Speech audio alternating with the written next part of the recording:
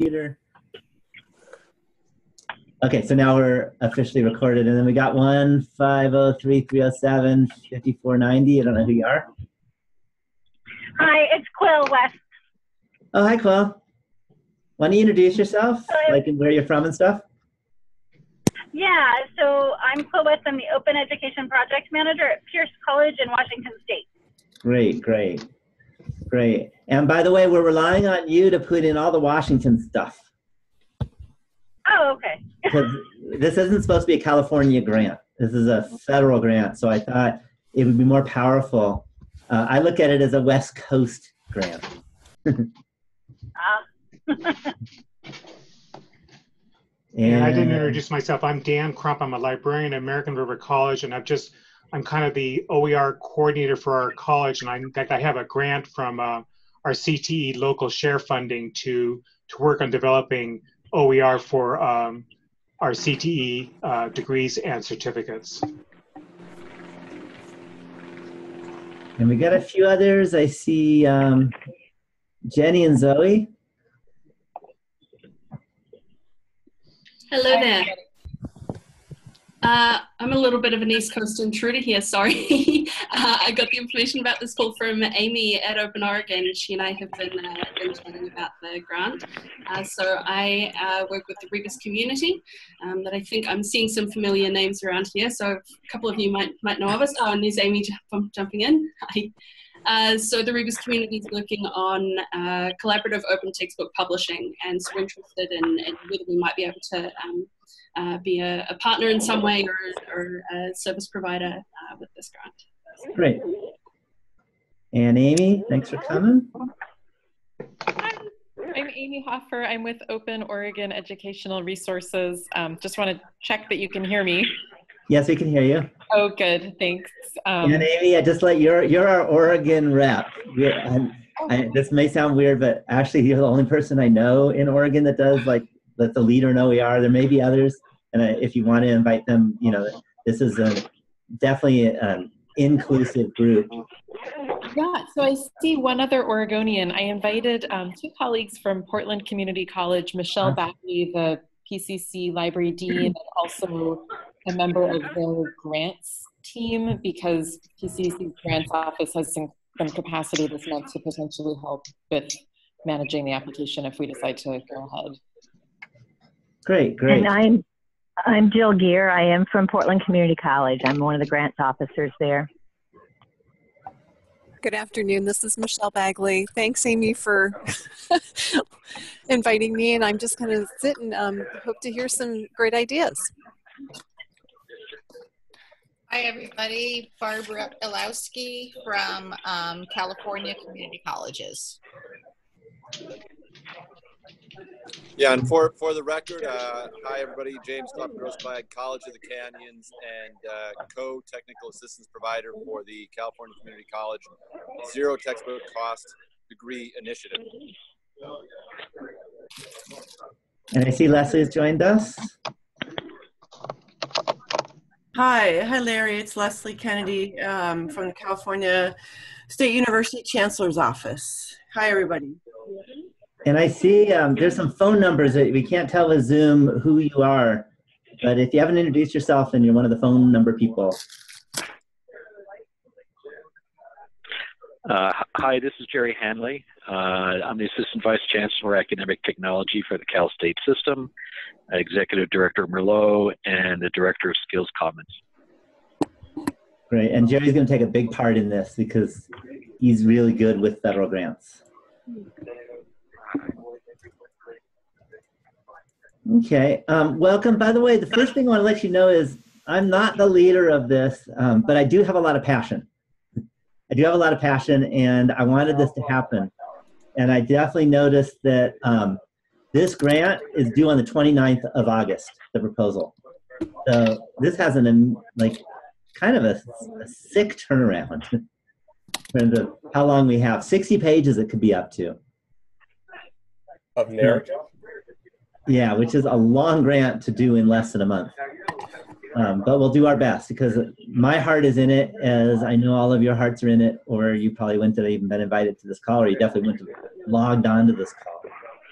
I want this to be a working meeting, and I don't want to take over, that's for sure.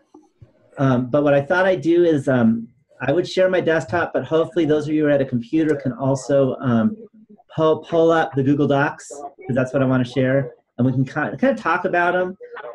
It's right now pretty California-centric. It's not because this is a California grant. It's just because Jerry and I were the ones that wrote things up.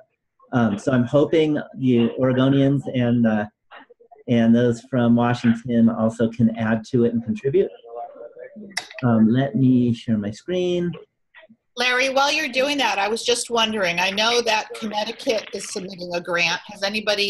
A proposal. Has anybody heard of any other organization, consortium, or state submitting a proposal?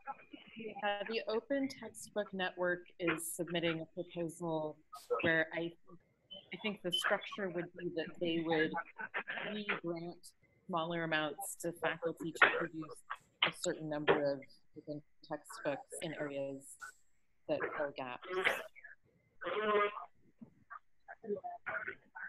And Barbara, there's like 9 colleges and kind of proposals coming out of the CCC OER group.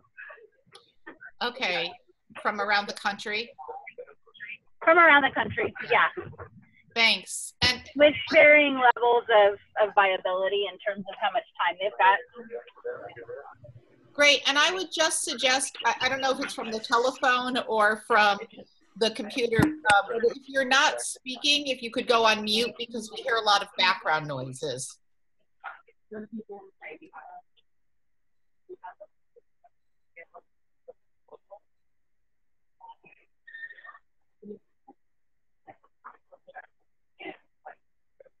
Larry, I wanted to ask a really basic question before we jump in to the documents that have been shared. So what I haven't totally seen is whether there's a content focus in this idea that has emerged yet, or if it's just open textbooks in general. Can anybody speak to that one? Sorry, I didn't hear the last bit. I'm wondering whether this idea for a grant proposal has a content area focus in mind, or whether it's sort of low-hanging fruit, coalition of the willing, create open textbooks, whoever is interested. Is the idea to do more with CTE? Because I thought that was kind of the focus of the RFP. That's my thought. This is Dan. That was my thought. So any program in particular? Yeah, this is James. If I can maybe paraphrase Amy's point and Dan's point and ask it more bluntly, will this group propose to produce content in X, Y, and Z, or will this group propose to get money out to faculty and institutions and let them decide what they want to do? Because both those two different choices will read very differently within the department. And if I could add, this is Brian from College of the Canyons, to actually identify programs and groups, which is great, that need that assistance. It takes a little bit more research and a little bit more writing. So I'd be curious if maybe that isn't the direction we should go, and more so funding and allowing colleges to identify. This is Jerry. I think it's definitely, given the timeline, that what we put in place is a process for campuses to identify the degree programs that they want to build out with the free and low cost materials. And because I think the point, if you don't get, you don't take the time to consult with the faculty and the institution and provide the long-term support for their development of that content area and make strategic decisions, we're going to be in big trouble. It will fail. So my recommendation and what I've outlined is really how do we put in place a process and actually leverage what California has already done by empowering campuses to identify those courses and programs that they want. And I think there's a balance between the CBE or the CTE and whether we want to do competency-based education, another matter, but and some of the academic sophomore level courses and upper division courses. I think we're going to have to let the campuses decide on where the best opportunities are. So if I could just jump in with the Oregon perspective, I think that approach would work well if the proposal is just for California, but given the amount of funding available, I think if you want to spread that kind of general grant opportunity across 3 states, it becomes stretched so thin that there wouldn't really be much in it for anyone in particular. I mean, the idea that Phil floated that I thought was a wonderful idea was to focus on like a health-related pathway, which is very specific. It's something where we know that there's a growing job market for a CTE program. It is high enrollment. So, you know, in terms of those specifics, I think we would find enough willing faculty among our 3 states to participate. But it's not just sort of like broadly open textbooks. It's looking really specifically at a particular pathway.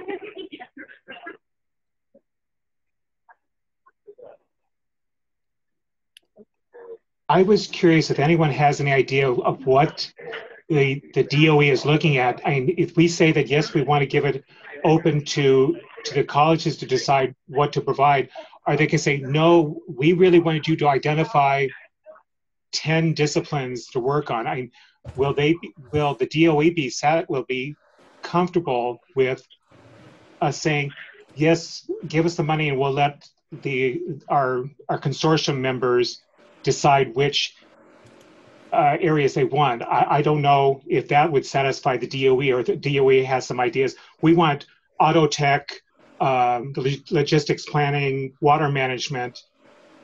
I don't know. I'm just kind of throwing that out, my concern about that, of getting the attention when the readers actually look at the proposals. So if we look at the document that Larry's shared, the bullet items there, I think they are directly from the RFP. The 3 required priorities and the competitive priority. And it looked like they were really looking for some upper division OER being produced. And CT definitely, and the competitive priorities use of technology, like I guess they said artificial intelligence or adaptive learning. I thought this would be a great opportunity to build up a community resource like a skills commons, and maybe adding on adaptive learning capability to MyOpenMath. I know I brought it up on MyOpenMath forum once, and David was currently, it wasn't on his radar yet, but if we could pay someone to implement a module, then this could be an opportunity, I thought.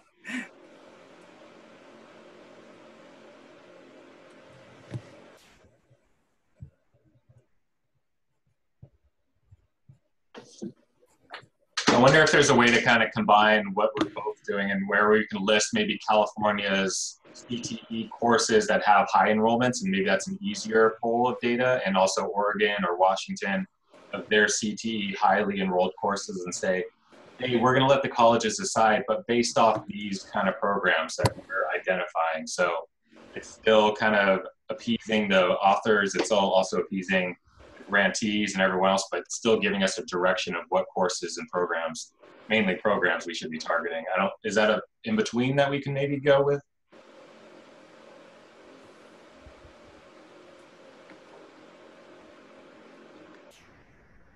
Because I know, like auto, for example, I mean, I would actually love to have auto here. I don't think our faculty are quite ready for it, but Dan, I'd be awesome to have that as well here. And I imagine people drive vehicles across the nation at some point.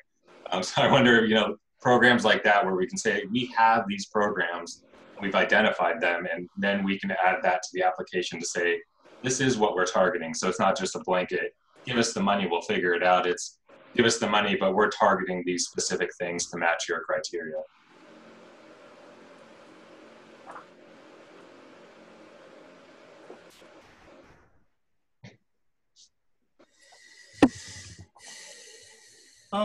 Jerry, are you still online? If you are, is there on Skills Commons, are there any specific career areas that are known to have either high need or known gaps? I don't know if he.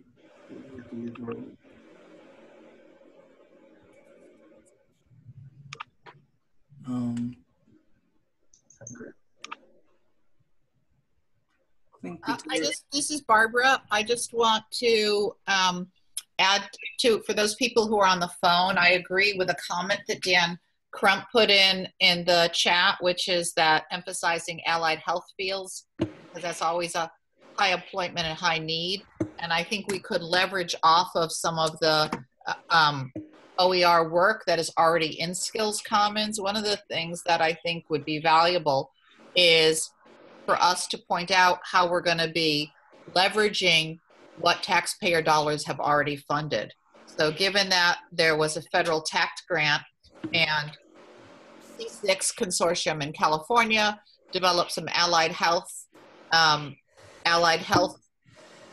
content, and that's in Skills Commons, and I know that we can find some other allied health from around the country that has been put in there, including microbiology and A&P and biostats. I think it would be well worth leveraging and adding that into the narrative about how we're using what taxpayer dollars have funded and we're building out in this area of high need. Yeah, Barbara, I agree with that. Because there is work such as in respiratory therapy and things that has already been begun, but there are still gaps that are being looked at. And if we, like you say, put that in the narrative that tax dollars are already at work on some of these things, and this will add to it to expand it, I think, yeah, I do believe that allied health is a good area.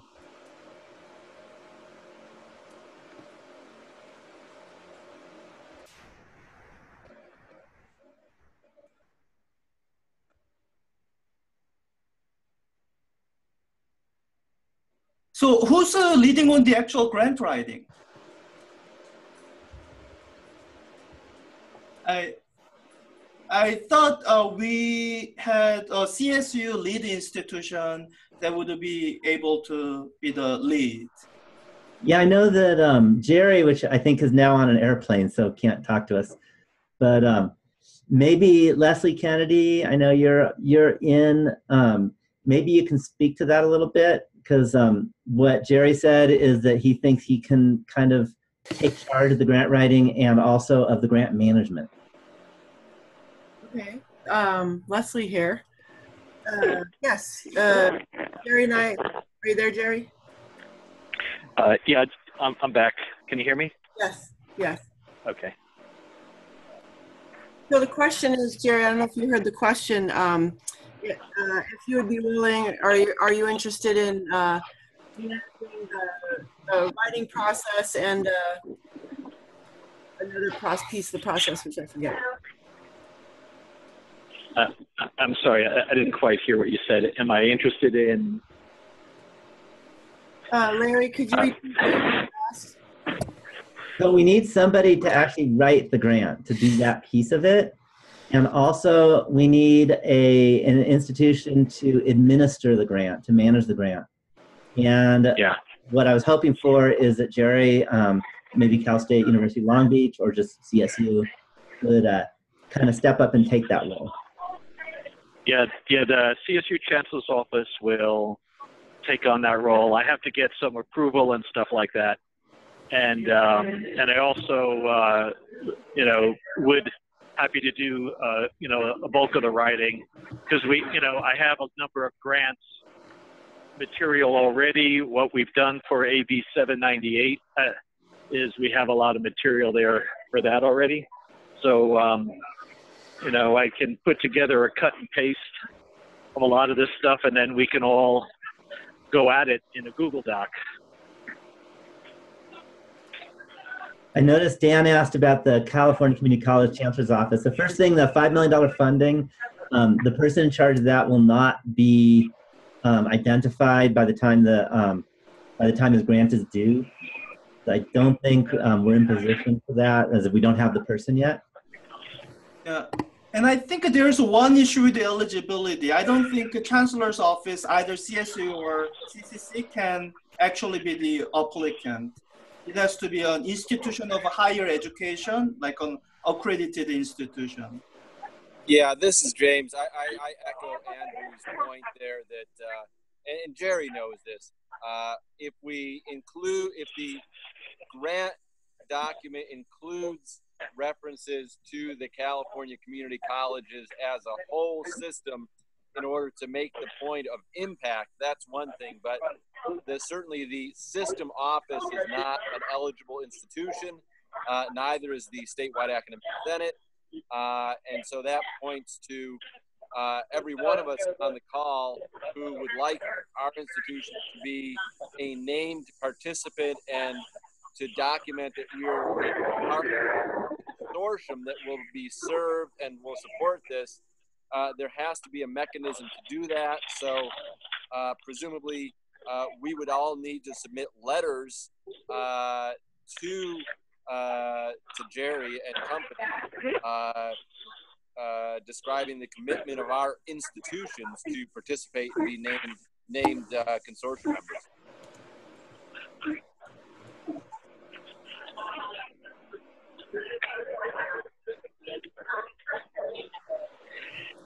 Yeah. I mean, I forget who said it, but this is pretty much of a nightmare trying to coordinate all these efforts. And that's why I think if we can kind of begin to identify, going through the eligibility rules as to the institutions of higher education, what do we really need to do? What can the CSU Chancellor's office do? And that means having a chat with the program officer real quick to see what, to get any feedback from them. But I think also, I think James's point is going to be important functionally too, is not just kind of administratively, is getting your campus to have a commitment to participate in this, even if it's going to be as ambiguous as it might be in, 2 weeks to try to pull a proposal together. I think it's going to be essential to have that leadership identified. Yeah. So again, thanks, Jerry. Yeah. Again, this is James. For those of you on the call here who would like your institution to be a formal participant somehow, I encourage you to start thinking about what approvals you need on your end. Do you have a grants officer? Does your chancellor need to approve it? Does your dean need to approve it, et cetera, et cetera? So it's not the kind of thing, at least typically, it's not the kind of thing that an individual faculty member is permitted to sign off on. So start thinking about that. So I'm looking at the RFP where it talks about the recommended page limit. It makes references to part for the assurances and certifications, or the one-page abstract, the resumes, bibliography, or the letters of support. So what I thought we could get, for example, is we could ask our college president to write a letter of support to address to the lead institution that will be leading on the grant. I don't know if that's formal enough, but that's something that we could do on a short turnaround, I think.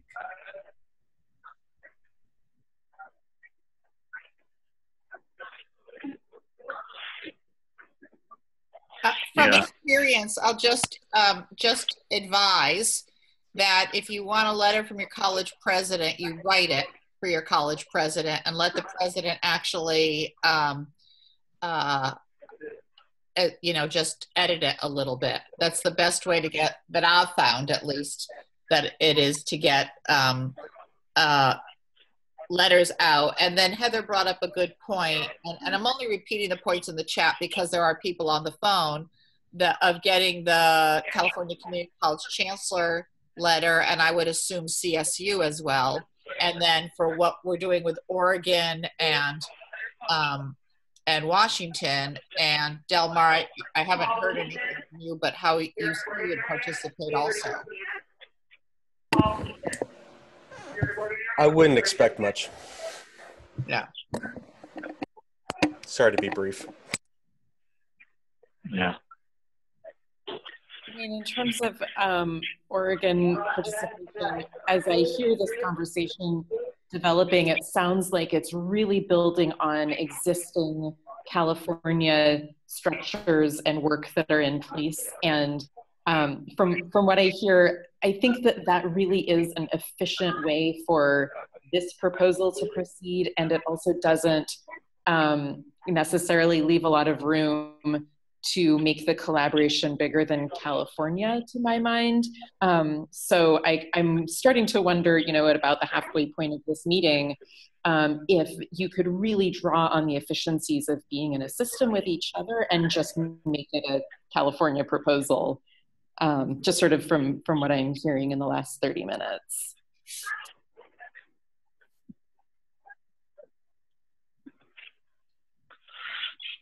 Well, you mentioned, sorry, go ahead.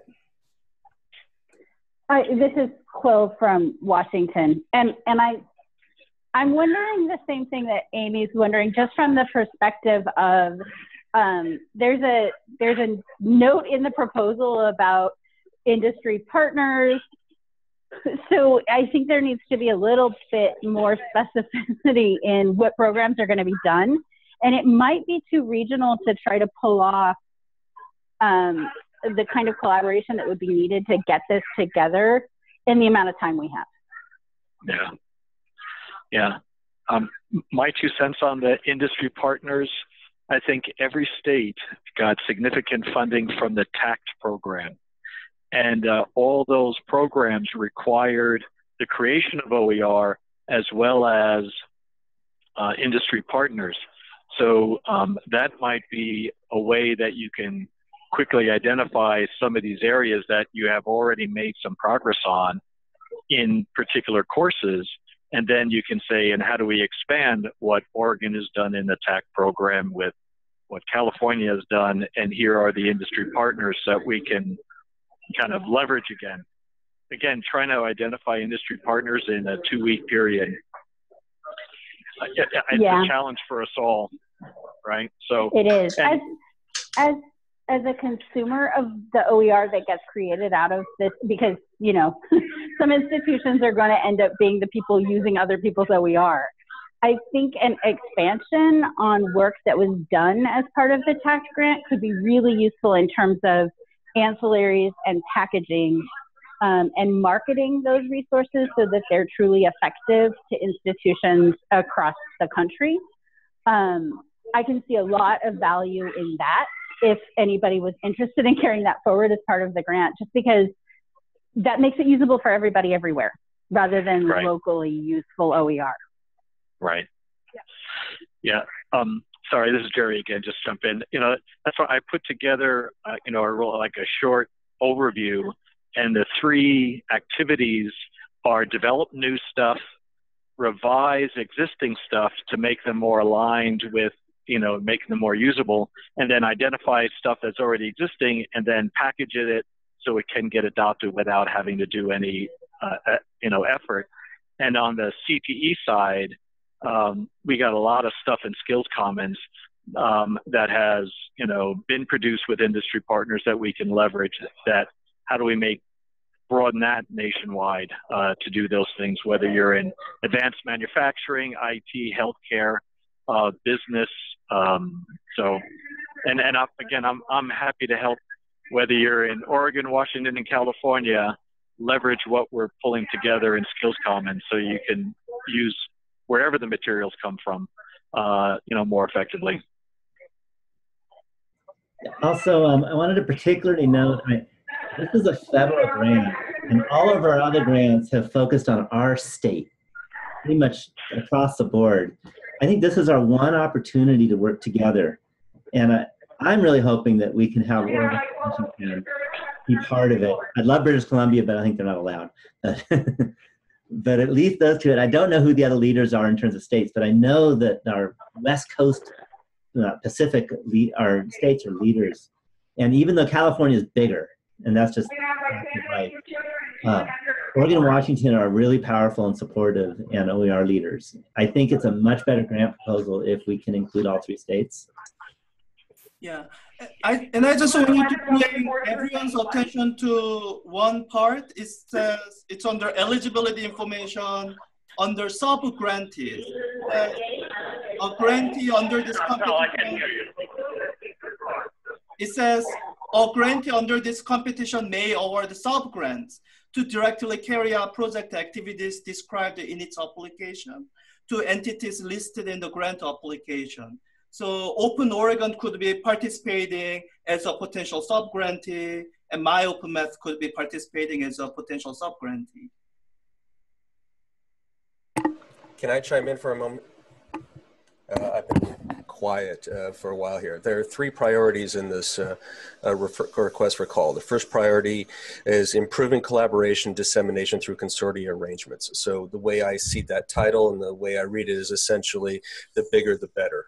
So following Larry's general idea of a 3-state consortium in order to move forward, I think catches that strongly. It also capitalizes on the desire for impact, which is no doubt what reviewers and Department of Education is going to be interested in.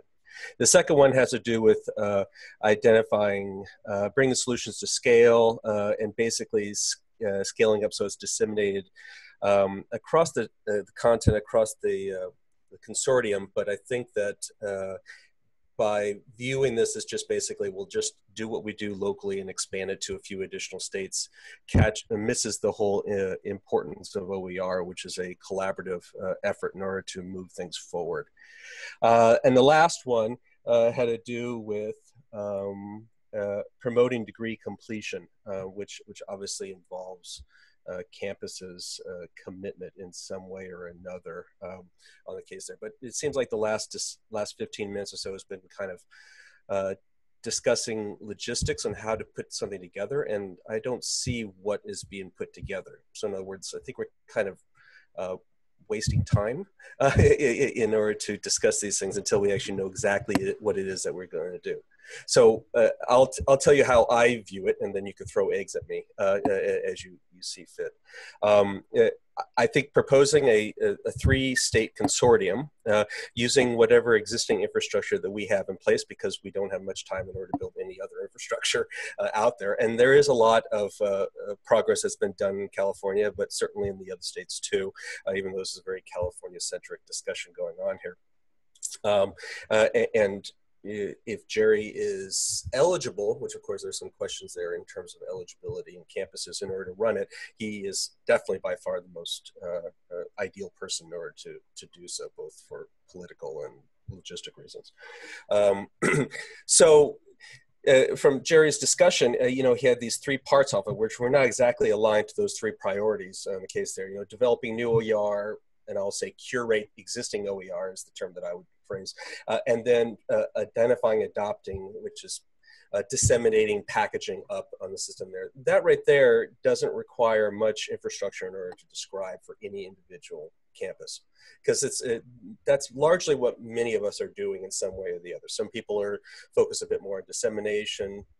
Some people identify what do you exist and how do you integrate it. I would argue that the LibreText project, which as a director of, is an excellent platform to facilitate all that, because it's the largest OER living library on the net right now. But I guess I'm kind of meandering here. I think it would be worthwhile in order to identify what it is that we want in order to address these priorities and address the aspects that are in Jerry's document. And then once we identify that, move toward the discussion of how do we get letters and how do we get people involved and such like that, because without that, I think we're missing the ball. That's my take.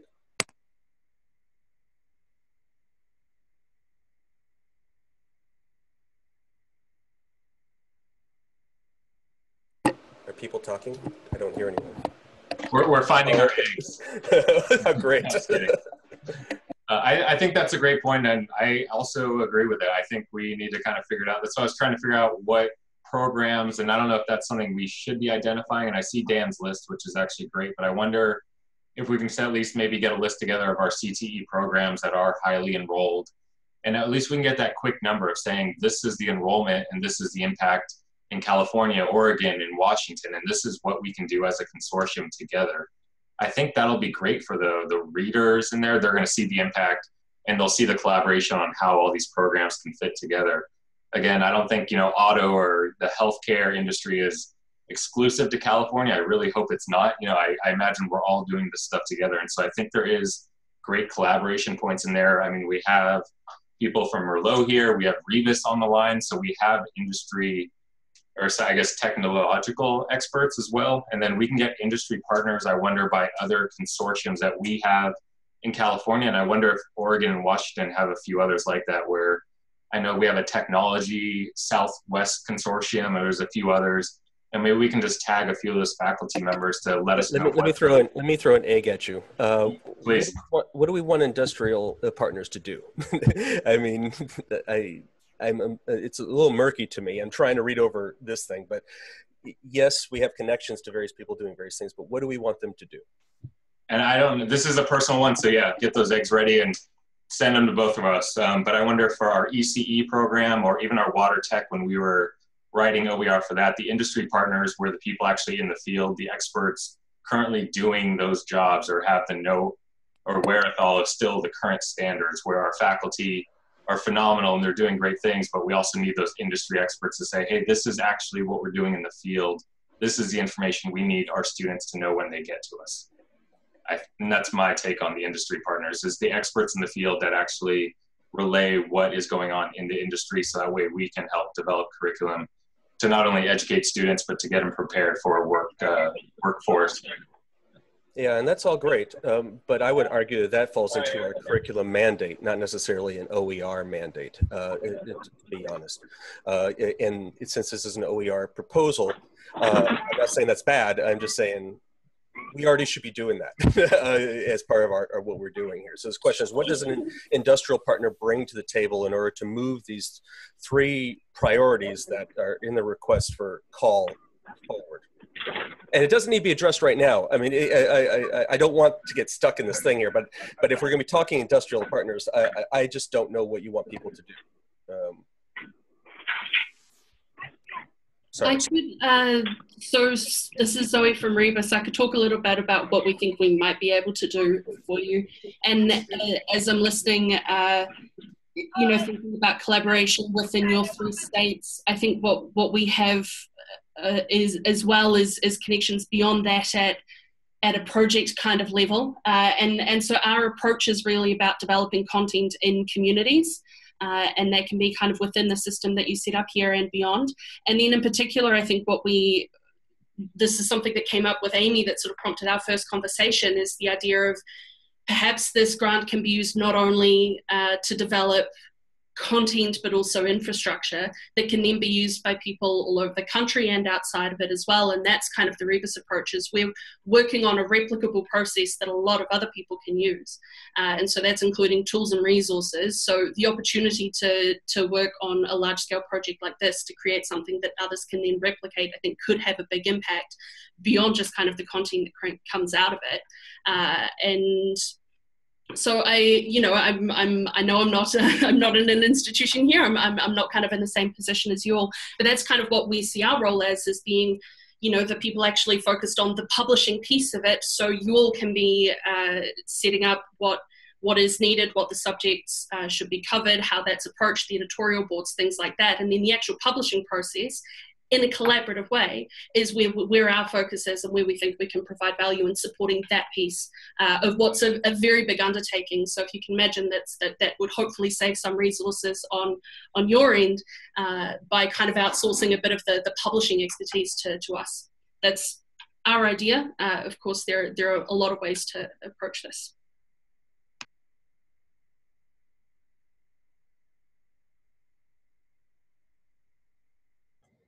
I think it's important that today, like within the next half hour, we actually commit and we decide these are the areas, or this is exactly what we're going to be wanting to do with this grant. Because if we wait 2 weeks, it's too late. because the sucker is due on the 29th to be polished. So, and that could be, we decide on allied health, but I think we need to make that decision before we finish the conversation. I know it's a tight deadline, but fortunately that's what the government did to us. Yeah, I'm not partial in order to focus on a specific field, to be honest. I think the greatest scope that you can have, the greatest input you can have is in order to focus on a range of different fields. So it can be allied health, it can be more conventional curricula, it can be, I know CTE is, a broader thing.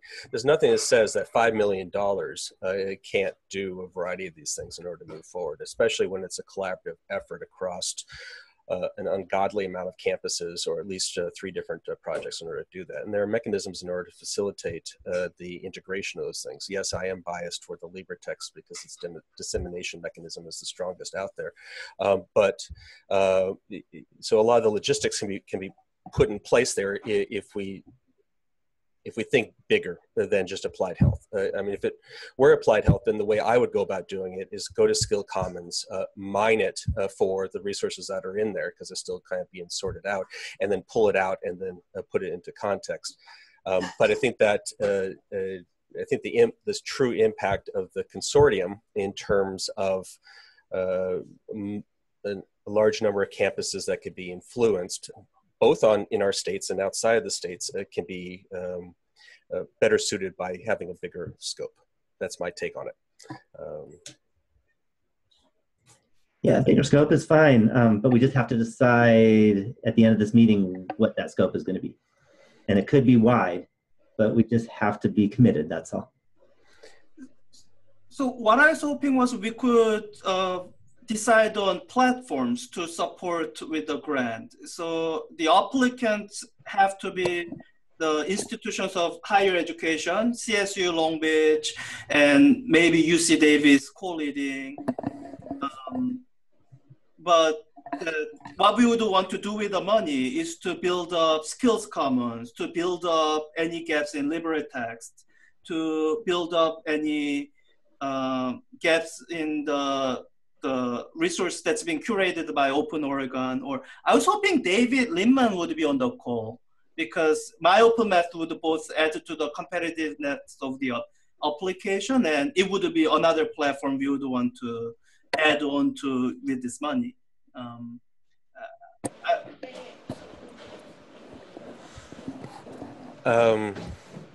I think platform is important, obviously, because I have one. May I suggest focusing back to table the platform discussion and focusing on the actual scope, if that's okay. I know eggs are throwing my way here, but I mean, if Larry wants some sort of goal, we need to have some sort of goal. So I'm not trying to talk too much. I really am not. So this is my approach. So we have 3 priorities in this thing here. And like I said, priority 1 is improving collaboration dissemination through consortia arrangements. And that's just basically everybody here signing on the dotted line in order to move forward with some details. Is that a fair statement? Is there anything that I'm missing there in that sort of assessment of that priority? You can speak.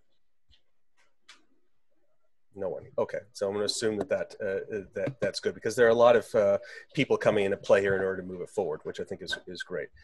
So then comes into addressing gaps in the open textbook marketplace and bringing solutions to scale. And that comes in the platform, which is half of that, and the other half is identifying and building content in order to move forward. And that content, I argue, should be multi-pronged. It should be, allied health, any other vocational training, as traditional academic affairs in order to do that. And I think that would be beneficial in that the reviewers may not necessarily be in one of those camps. So when they see a proposal addressing only one of those camps, they may not see the impact being as great as if you did all 3 of them. And all 3 of them are or 4 or 5 are well represented in all states and such like that. Is that something that people have a problem with? Is that a good idea, bad idea?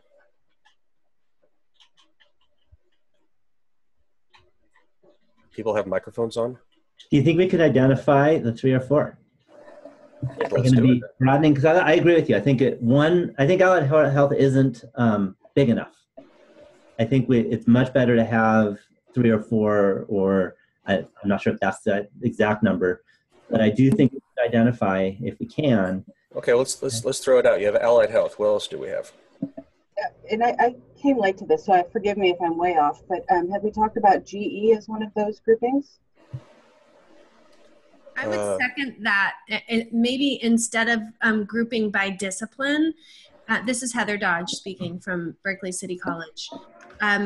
Perhaps, I think allied health is a good area, but just like Suzanne said, it might be nice to group just GE in general. And I think a lot of work has been done in that area already.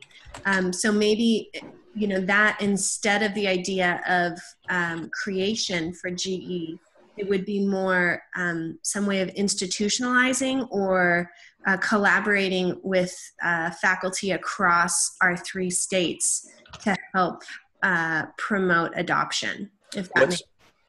What's GE again? I'm sorry. Annual education requirements. So for community colleges, okay, the basic principles that you need to pass in order to move on. Yeah, we use for the basic courses. So that would be anything that's in the CSU breadth and IGETC.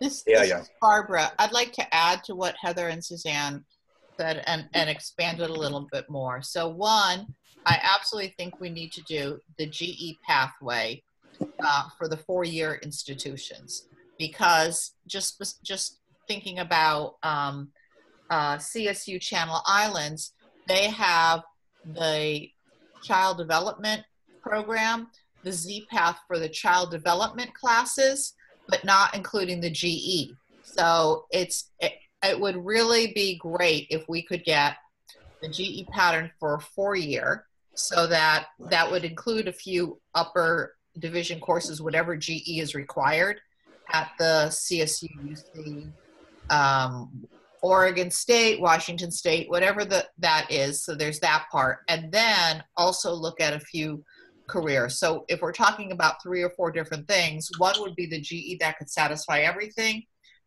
and then go on to allied health degrees.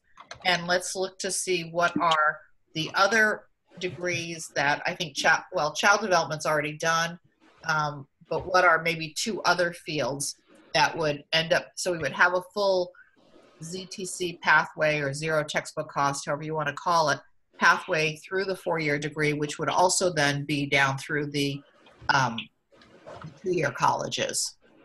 So correct me if I'm wrong, this is the last time I haven't advised students for a few years. The GE is mostly the first 2 years of education, right? The ones at the Cal States and the community college. But there are, so for example, nationwide, there are baccalaureate programs that are being offered at community colleges. And there are a few states that have these. California is one with 15 programs. Florida is another one. I don't know about Oregon and Washington, but there are 3 upper division GE courses that students in those programs also need to take, and they're being offered at the community college, but University of Minnesota's Open Textbook Network may have GE courses for upper division. So we need to have at least 3 upper division GE courses if we're going to get through the 4-year degrees as well. But the GE classes are still largely academic, quote unquote. These are academic. Yeah, so it's an emphasis of academic classes, right? They're not career. Yeah, I'm just trying to come up with big scopes. Like, for example, automotive, if I were to, I would place it under vocational. Is that a fair statement? Yeah. And that has multiple aspects, but we can, if we want to, we could say, well, we want to focus specifically on automotive because of its importance. Right. I'm just trying to. Right, but the reason to bring in the 4-year institutions is we could also, because of the consortium, we could develop upper division GE courses that are required for graduation from the 4-year systems. Okay. And just Dummer, for your, I put a link in case you're interested to see what GE actually consists of at the UCs, just to No, I'm familiar with them. I just didn't know, if I knew that that was the GE we were talking about, then I would know. Right, but Suzanne, you have the lower division for getting into the UCs. There are also GE courses that are needed to graduate. Very good point. Yes. That's what I'm used to dealing with. In fact, I even taught some classes that qualify. So right now, if I got this right, we have allied health, educational with an emphasis on GE down below. We have vocational with an emphasis of automotive. Is that a correct branching, or did I miss something? I had this Zoom chats over what was written here. Was there? I don't know if you would really, say that that allied health is one thing and auto tech, they're both CTE, they're both vocational, really. Well, in that case there, you're basically saying you have CTE and you have, I don't know what we want to call it, traditional academic approaches. Is it just basically two fronts and then subsections below that? Yeah, that's also kind of what the grant says.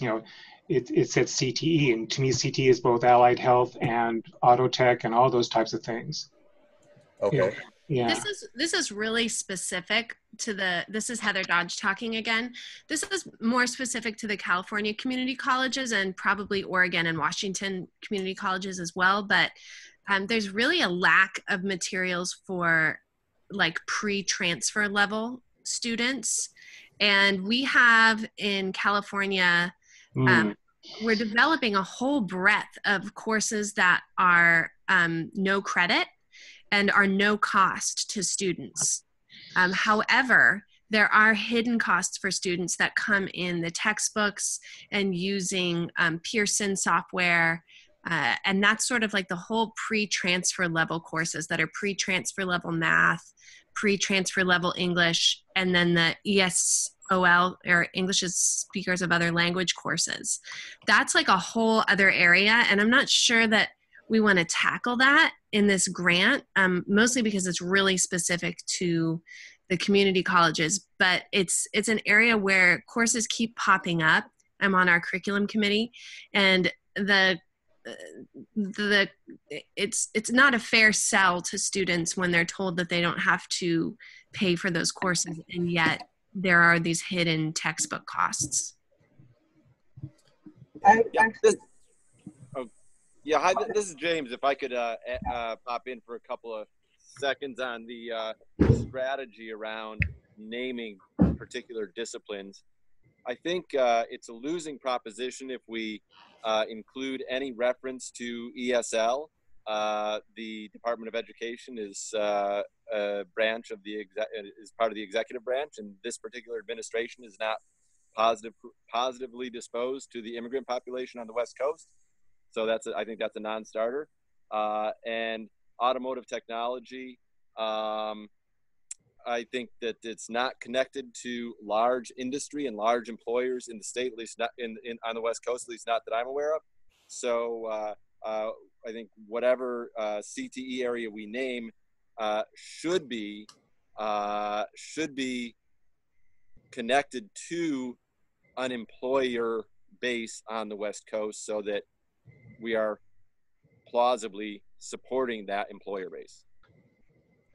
And I concur with everything you said. I don't want to get locked in the details again. I think that you can, if you decide that we want to do a multi-pronged attack with CTE, however you want to branch it up, and academic, however you want to branch it up. And you don't need to go into the details of doing ESL. There's nothing even says that you don't have to, you could still do it and not have it written down, and it falls into the general gist of vocational, and that's that. And that would be my great desire of sticking it to the man, or in this case, the woman, in charge of Department of Education. How about, can I toss out an idea on that? So I wonder if we take a broader approach and say we're focusing on 3 areas, CTE in general, and not mention specific, GE, and then again, not mention specifics, and then preparatory classes. And we could phrase it as these are courses that could be used for students to prepare for other things. So not mention languages, because it would also include remedial math and those sorts of things. Just tossing out an idea.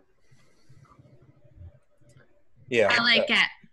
I still want to make sure that that GE is a subset of what's an academic community. I mean, so the University of California has a lot of classes, and only a small subset of them are GE. And the same thing would apply to a variety of other institutions in the other states. So I would consider GE a subsection of general academic classes, which have a need in order to have OER developed. You were saying that GE is a small part of the offerings?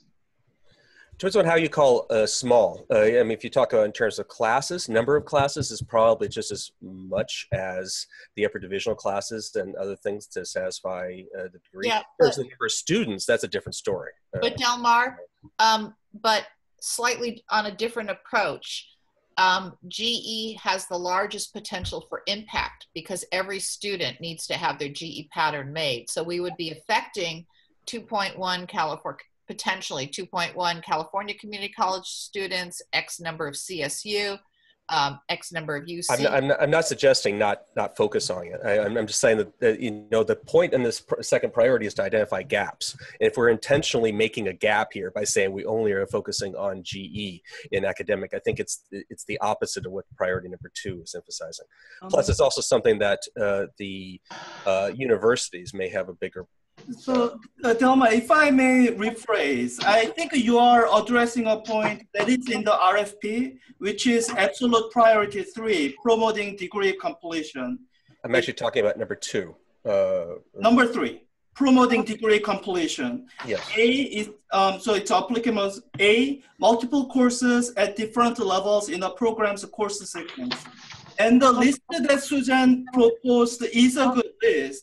But what it is missing is for program completion, we do need some program where enough faculty are committed to OER that you could offer the entire upper division major requirement classes as OER. My own discipline is physics, and I will have to say that physics is not going to be 100% OER for quite some time. There are standard textbooks in upper division level that many professors I know probably won't, it'll be very hard to convince them to switch away to OER. Certainly. Yeah. So I don't know if there is a discipline where we can say that in this discipline, 4-year degree, we can completely OER. How long is this grant? 2 years, I think. 48, no. 4 years. It's 4 years. I can do that in chemistry. Really? Yeah, well, we've been working on it for a decade now, and I have parts in place in order to move forward. And we certainly, you can't Google something in chemistry with not coming out with our site. We have market share in there, and we have significant progress. Now, physics is a different story, but you know, we can do it in chemistry. But that's, I mean, this is a distraction. I mean, as far as if you want to get, if you want to avoid gaps, which I think is the title in number 3, you want to have a broad scope. You can focus it on general education, but I think that by limiting it to only general education classes, you will be limiting the impact. But that's my take on it. I see what you're saying on that, yeah. So I was, you know, preparatory, I guess that would be an older time called remedial classes. There are a lot of them. They're certainly growing. And that, I think that fits in with what I'm reading here, unless someone else catches something. I'd be curious, and I don't know if Amy or Quill are still on the line, but out of your experience, top CTE courses, or Delmar, I guess I'm just not familiar if there's any CTEs in the upper CSUs or anything like that. Do you have CTEs at your college? No, not really, unless you count viticulture or CTE, but not in the traditional sense of vocational. You probably have to look at Dominguez Hills. I think they're the big one on that. Okay. I think that might be the difference on that. I'd be curious, Amy or Quill or someone from like Oregon or Washington, because I really do think it needs to be all the states. So I'd be curious if you have suggestions on what your programs are. Hi, this is Michelle. One thing that I can chime in about around allied health is that we're seeing an increasing trend in hospitals hiring nurses with bachelor's degrees. So while associate degree RNs are still where most of the community colleges focus our energies, most of those nursing students move into bachelor's level programs at some point to become employed. And that's what's happening with the those 15 pilot projects in the California community colleges. It's offering CTE programs, 4-year degrees that have been asked for by industry, be it occupational therapy, auto tech, advanced electronics. They're on that list. I couldn't remember them all. So, and some of them are not so much in competition with the CSUs, but it's things that industry wants, and the CSUs at this time don't have the capacity or the ability to offer them. So they are things that are wanted by industry, and unfortunately the 4 years, and maybe it's the same way in Oregon and Washington, don't have the opportunities to offer them right now. Oh, I'm sorry, I am trying to follow what Larry wanted us to do, and I don't know if he's disappeared or not. He's not on my He's screen. still there. Okay. I'm still here. Okay. So assuming that all three of these, I second the preparatory argument as a separate entity. Is that a fair? Are people? Could we include the chemistry specifically? So if there can be a complete traditional academic degree, then, and chemistry courses will also cover a lot of the requirements in other majors too. Yeah, I mean, if you want to use it as a test case example, you can do it, and we have lots of credibility in that matter. That's fine. But I'm just trying to move this along in terms of what we're trying to do. Now we just kind of got fields, and we haven't quite figured out what we're doing. Unless Larry, you want me to shut up? No, I'm fine, but I've been typing, and I'm not sure if you're all seeing on the screen. I'm trying to add in the conversation and how it's moving, and so if you have anything, or if you want to put anything on it, you can too. That's why Google Drive is a good thing. We can all contribute. I'm looking again at the grant. I don't know if it really talks about preparatory / developmental, so I don't know if we want to include that as one of the ideas. Heather, I definitely agree with what you're saying, but I don't think it's really addressed in the grant. So I'm not sure what we might fall in priority 3 with promoting degree completion under the argument that many of the students are not coming in with the right requirements in order to complete the degree of completion at a reasonable time frame. That's the point, yeah. Yeah, I mean, I think you can fold it in. I'm not saying it should be a major part, but I think I like the idea a bit, and it fits in a bit with the more comprehensive perspective on things. That's my take on it. But I almost think you have to address it under that level of promoting degree completion, and build in something around preparing students for open education courses and what that means and how it works, which I think is a part of developmental ed. Okay, so yeah, I was going to say we could even phrase it as kind of what you're saying with as part of degree completion. These would be things that students could do on their own to prepare for classes that they may have missed in the past, right? So we're not saying we're creating stuff for remedial classes. We're saying we're developing things that students could use to remediate themselves. That could be pushed. Okay, so we have kind of these 3 categories that I know is in California. I went to a Washington Community College. I know they're there too. I've only driven through Oregon. Couldn't pump my own gas. I don't know why.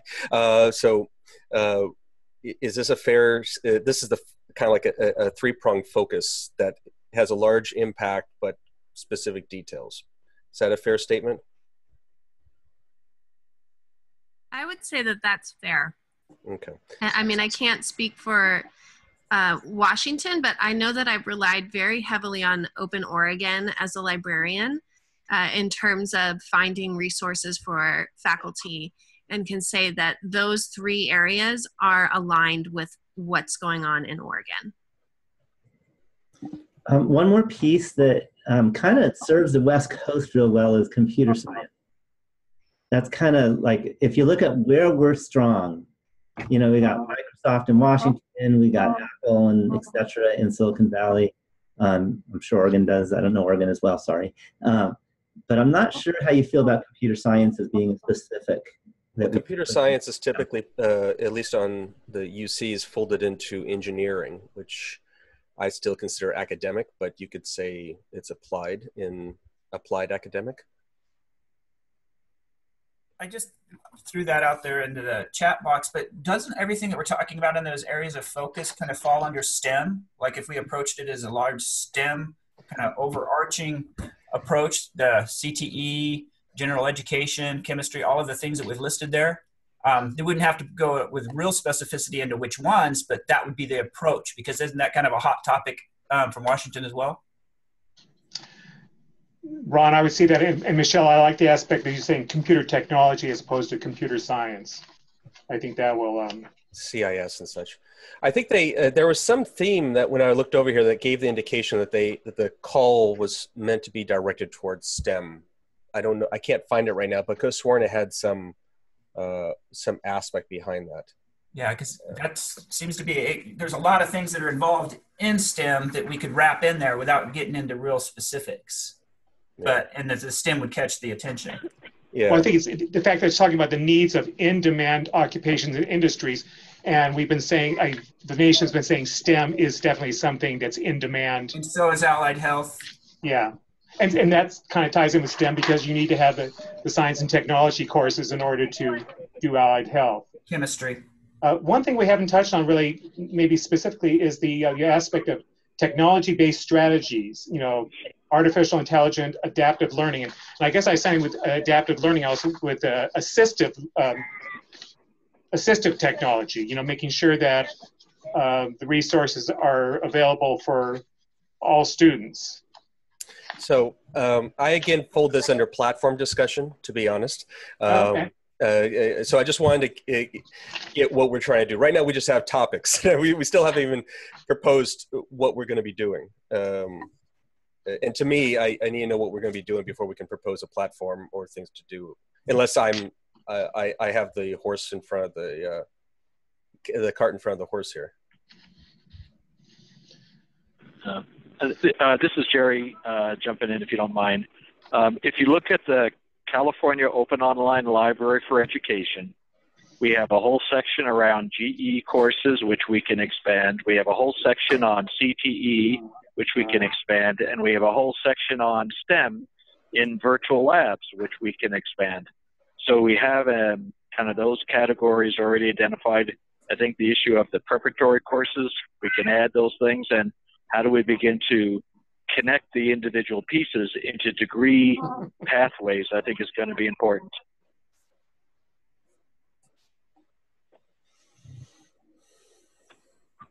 So that gets into, it segues into what we wanted to do. So it's a nice transition on the case here. So going back to Jerry's document, there's an absence of content in many of these areas. I think is a fair statement. So we want to build. No. I think that what there's an absence of is packaging the content into degree programs. That's what I think is going to be a critical aspect in having campuses kind of identify how the courses from preparatory to your academic GE, to your CTE, to ongoing baccalaureate degrees. Those pathways, I think, are what we need to stitch together. There's a lot of stuff out there that if we can stitch them together so a student has a pathway that keeps that cost down, that is, I think, what's going to distinguish this proposal.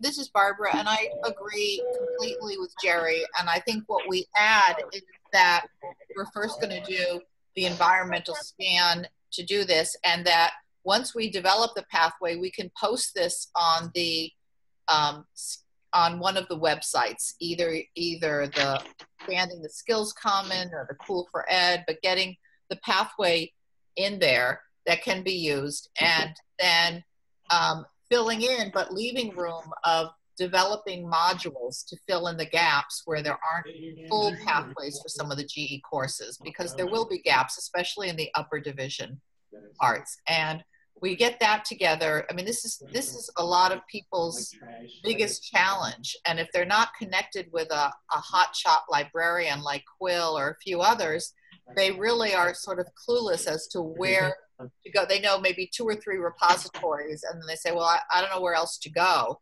And I spend so much of my time helping people to find various OER that if we can get the pathway pulled together, something that will work for the 3 states, which I think is very doable, we're right then had a huge, huge impact. When you say pathway, I think curriculum design. Is that what you're talking about? No, we're talking about taking general ed so that a student could enter on day 1 and they could get all of their, whatever their GE courses are, all of them using an OER. So that's the GE pathway. It's not designing the curriculum. It's saying, what are the courses that are needed for GE?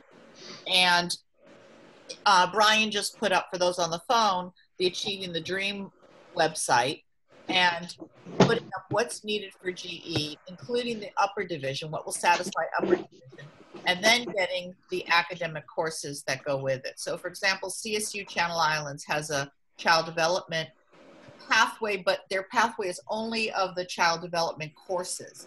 The student still has to pay for textbooks for all of their other classes because they have all the GE that goes along with it. So we wouldn't be developing the actual course curriculum. We'll be using courses that meet the most number of students. So introductory, whatever it is that you need to take. So Barbara, it's similar to the 0 textbook cost degrees that are being developed right now, the 30, 25. Right. Yeah, so there's 33 0 textbook cost degrees being developed through a program, a grant in this California community college system. And what it is a student is able to go through that entire pathway and take a course in the path without ever having to buy a textbook. So we're laying out pathways of 0 textbook cost. And there's about 30 some of those in the development right now. Achieving the Dream is funding the same thing. But unfortunately, where everything is right now is Ron and James are still working on getting those courses up. And now actually, Ron, with my administrative ID, I can go into Pro Learning Network and find out what you've done. But with the faculty, now that I'm back at faculty, with my faculty login, I can no longer see the courses that you've developed for your... It's being moved over to the Vision Resource Center. The PLN is being turned to legacy, and it's moving into the Vision Resource Center. It's another platform. Yeah. Okay. So my point is this, that if we didn't have Quill, we didn't have Dan Crump here, and we didn't have other people, how would I know to go to Achieving the Dream site where they don't even have their courses up there and the substitutes they're doing it? And how would I know to go to Vision Pathways? And how would I know? What we can do is we can provide that way of building all of that based on the work that, and I just keep emphasizing, based on the work that taxpayer dollars have already funded. I'm in full agreement with that. An alignment of the tri-state OER efforts, where everything, the ZTC, everything that's being done on the tri-states, that's all aligned and in a way that it can then be enhanced. So it's all in one location, and then the enhancement takes place. Right. That's the nice way of explaining what I was fumbling with. No, but I agree fully. I think Open Oregon has actually a nice model for some of what you're talking about in terms of finding a course, and there it is.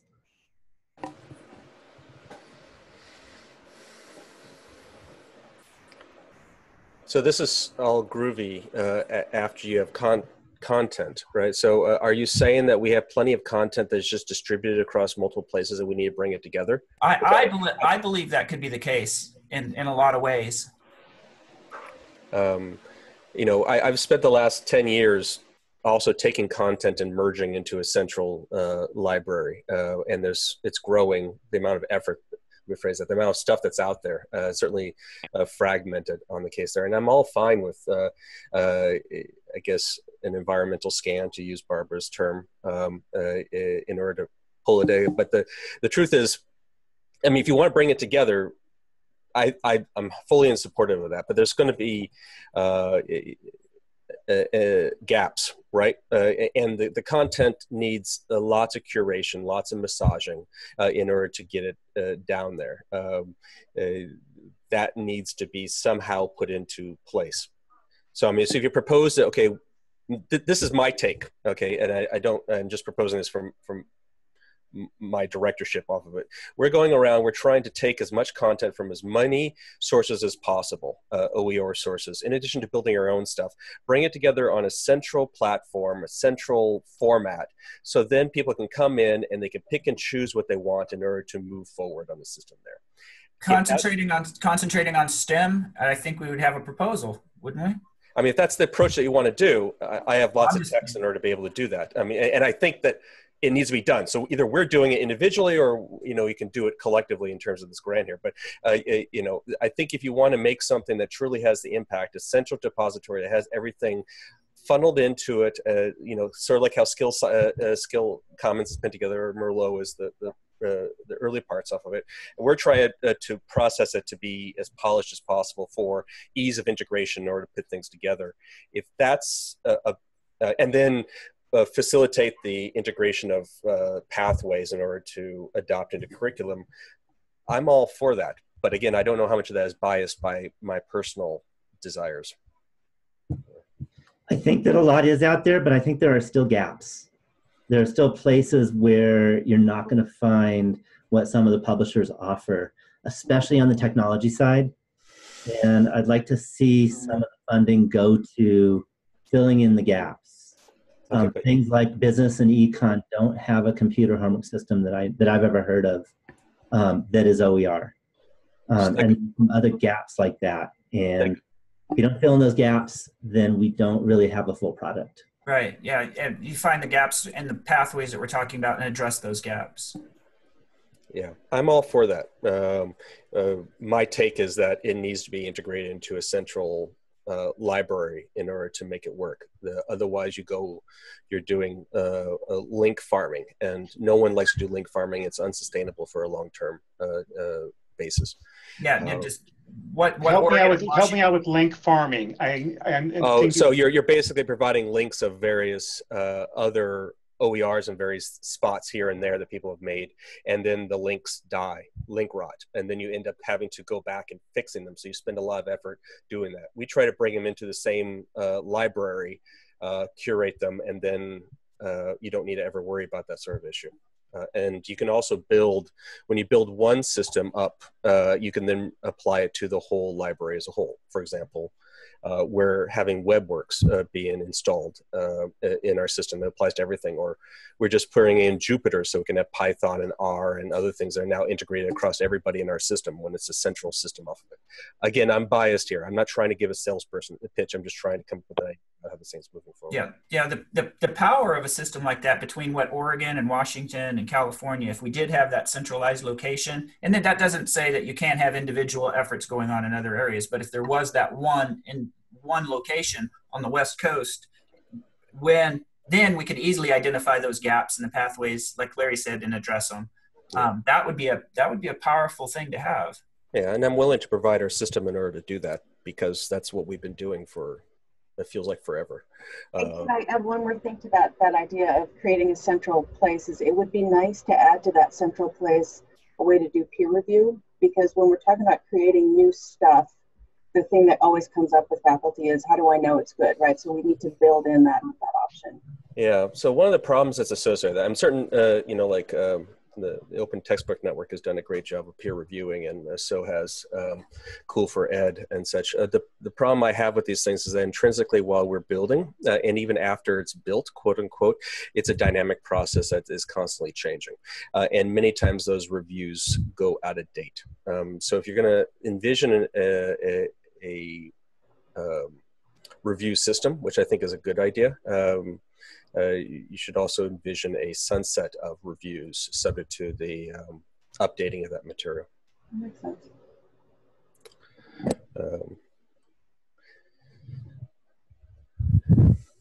Okay, I think we're kind of honing down into something. May I bring up platforms since the kind of transition to that, or did I miss anything?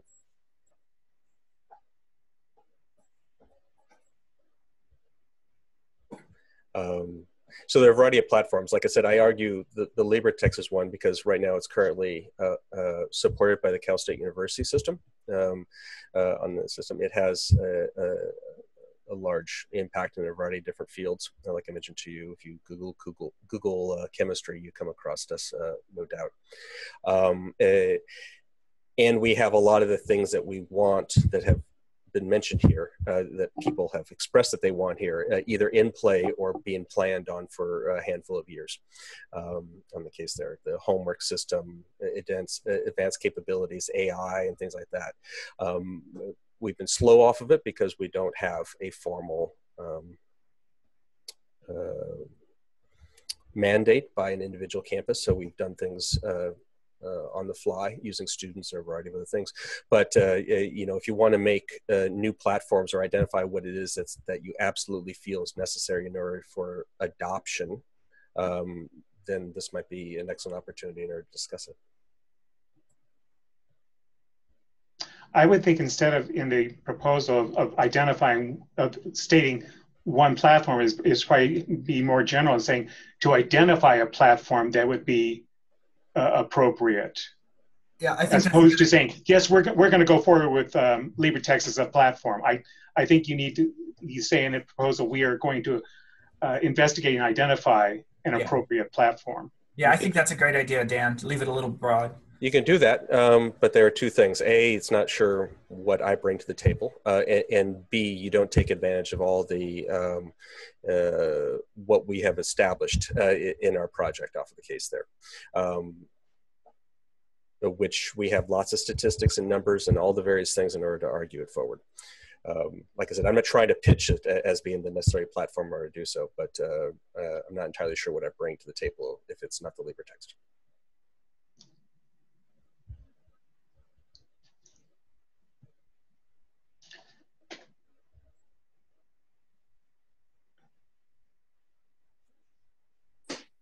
Yeah, I love LibreText. I'm not sure if we should identify a platform or not yet. I know I would love to work, and I think we are going to work with Rebus, and they're going to be a great partner for us to help develop OER. So I wonder, I mean, it's probably going to be a multitude of different things that we'll have options to do. So I'm not quite sure if we should identify or not, but I know we have some great partners, and I'm sure we'll be partnering, but I don't know if we should identify it either. Well, you know, Rebus is not a library. It doesn't have. No, and I was going to say, I think actually that might work well together, that with LibreText as the library and really where our focus is on the creation, right? So I'm thinking with what you're describing of, you know, identifying these gaps and then both creating new content and curating things that are already out there. How do you actually go about coordinating that process and assembling teams who are going to do that work? That's really where I think our platform would be useful, not so much in the hosting and the delivery of content afterwards. Like it sounds, I can definitely see the case for LibreText there, but for coordinating ahead of time for that collaborative work, I think we could support that. With both the platform and as well kind of with the service we offer, working closely with projects to figure out, you know, there are all sorts of things that come up that are more kind of, that are outside the expertise of most faculty if, you know, they haven't already done a bunch of OER texts, which likely not everybody will have in that sense. So I think there could be a good combination there. That's my thought. Yeah, sorry, the only reason I said that is because, you know, I have some, and I don't know, maybe Libre already does this, but I love the way NOBA, if you've ever visited the NOBA project, the way instructors can actually pick and choose and create the text. So I think if we're going to ultimately get a nice platform, we might consider something that could also allow instructors of different states, different colleges to really use that text on their own and customize it so that way they can adopt as they need. I'm not sure if we actually need to put which platform we're using in the grant proposal. I put in here, and I don't know if y'all agree, but why don't we put in the first 6 months, a platform will be identified. I think that's a good approach. Do we need to have one platform? Because I guess I just am concerned about if we, I'm just thinking on the end side of that in terms of talking to faculty and helping faculty identify resources. You know, I recommend things that are NOBA. I recommend things that are OpenStax. I've recommended Libre texts. So I have concerns. I've recommended books that are coming from the Open Textbook Network. I just have concerns about identifying one platform, but maybe I'm not understanding what it means. Are we talking about a search engine, or are we talking about a platform where new material is created? Well, it could be both. We haven't gone through the effort of integrating NOVA into our system just because we haven't. The link I put on there basically has about 100 different campuses that have been adopting and creating new OER resources for their campuses. So we're not static, like, for example, OpenStax and such like that. So it's designed to be dynamic in order to handle everything. My take on having a specific platform identified is that if you're trying to push a consortium and you're trying to take advantage of multiple people moving forward, then having it fragmented content is essentially somewhat defeating of the point. I know not everyone agrees with me on that statement, but it's a central push of mine. If you want to have the strongest impact, let me phrase that. One of the biggest problems that OER has right now is that the stuff is distributed all over the place. It's hard to find. There are people, you know, Open Textbook Network is largely a referatory in order to find things and identify it. You have the OpenStax that makes their own little stuff. You have Nova that's focused on its own little stuff here. And then you have a large plethora of various campuses that have created stuff that basically doesn't get out of their campus and such like that. We've gone through the effort of saying it's best in order to take these things and integrate into a central platform and move it forward. I'm not wedded to the idea for this grant on the case here. However, I'm still unsure what I bring to the grant if it's not the Libre text. So.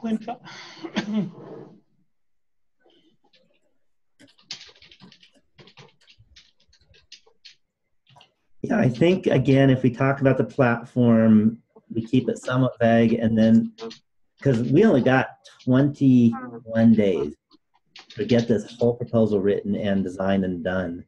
I don't think we need to get into the detail of the platform until after we get the grant. That's just my feeling. I think we have a lot to do. But I think we should say that we're going to identify a platform and keep it at that. I think that'll be enough for the feds. Maybe I'm wrong. I'm not an expert in federal grants, but that's my guess, is that that'll be the first, one of the first pieces that we do once the grant starts. Yeah, I agree with you, Larry.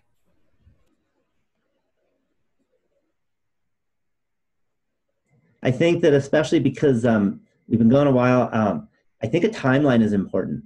Again, we got 21 days and we got to decide how we're going to make sure that in 21 days we have a beautiful polished proposal that really makes our move sent in and done, stamped, and however it gets sent to the federal government. I'm not sure what you thought about the timeline. I made a tab for timeline and you'll notice it's empty. It's not my expertise. I'm not a grant writer, but I know that this has to happen. And some of you probably have better expertise that may chime in on, in the next 21 days, what needs to be done, and you know, this much in the next 7 days, this much in the next 14 days, etc. We don't want to wait till the last moment either.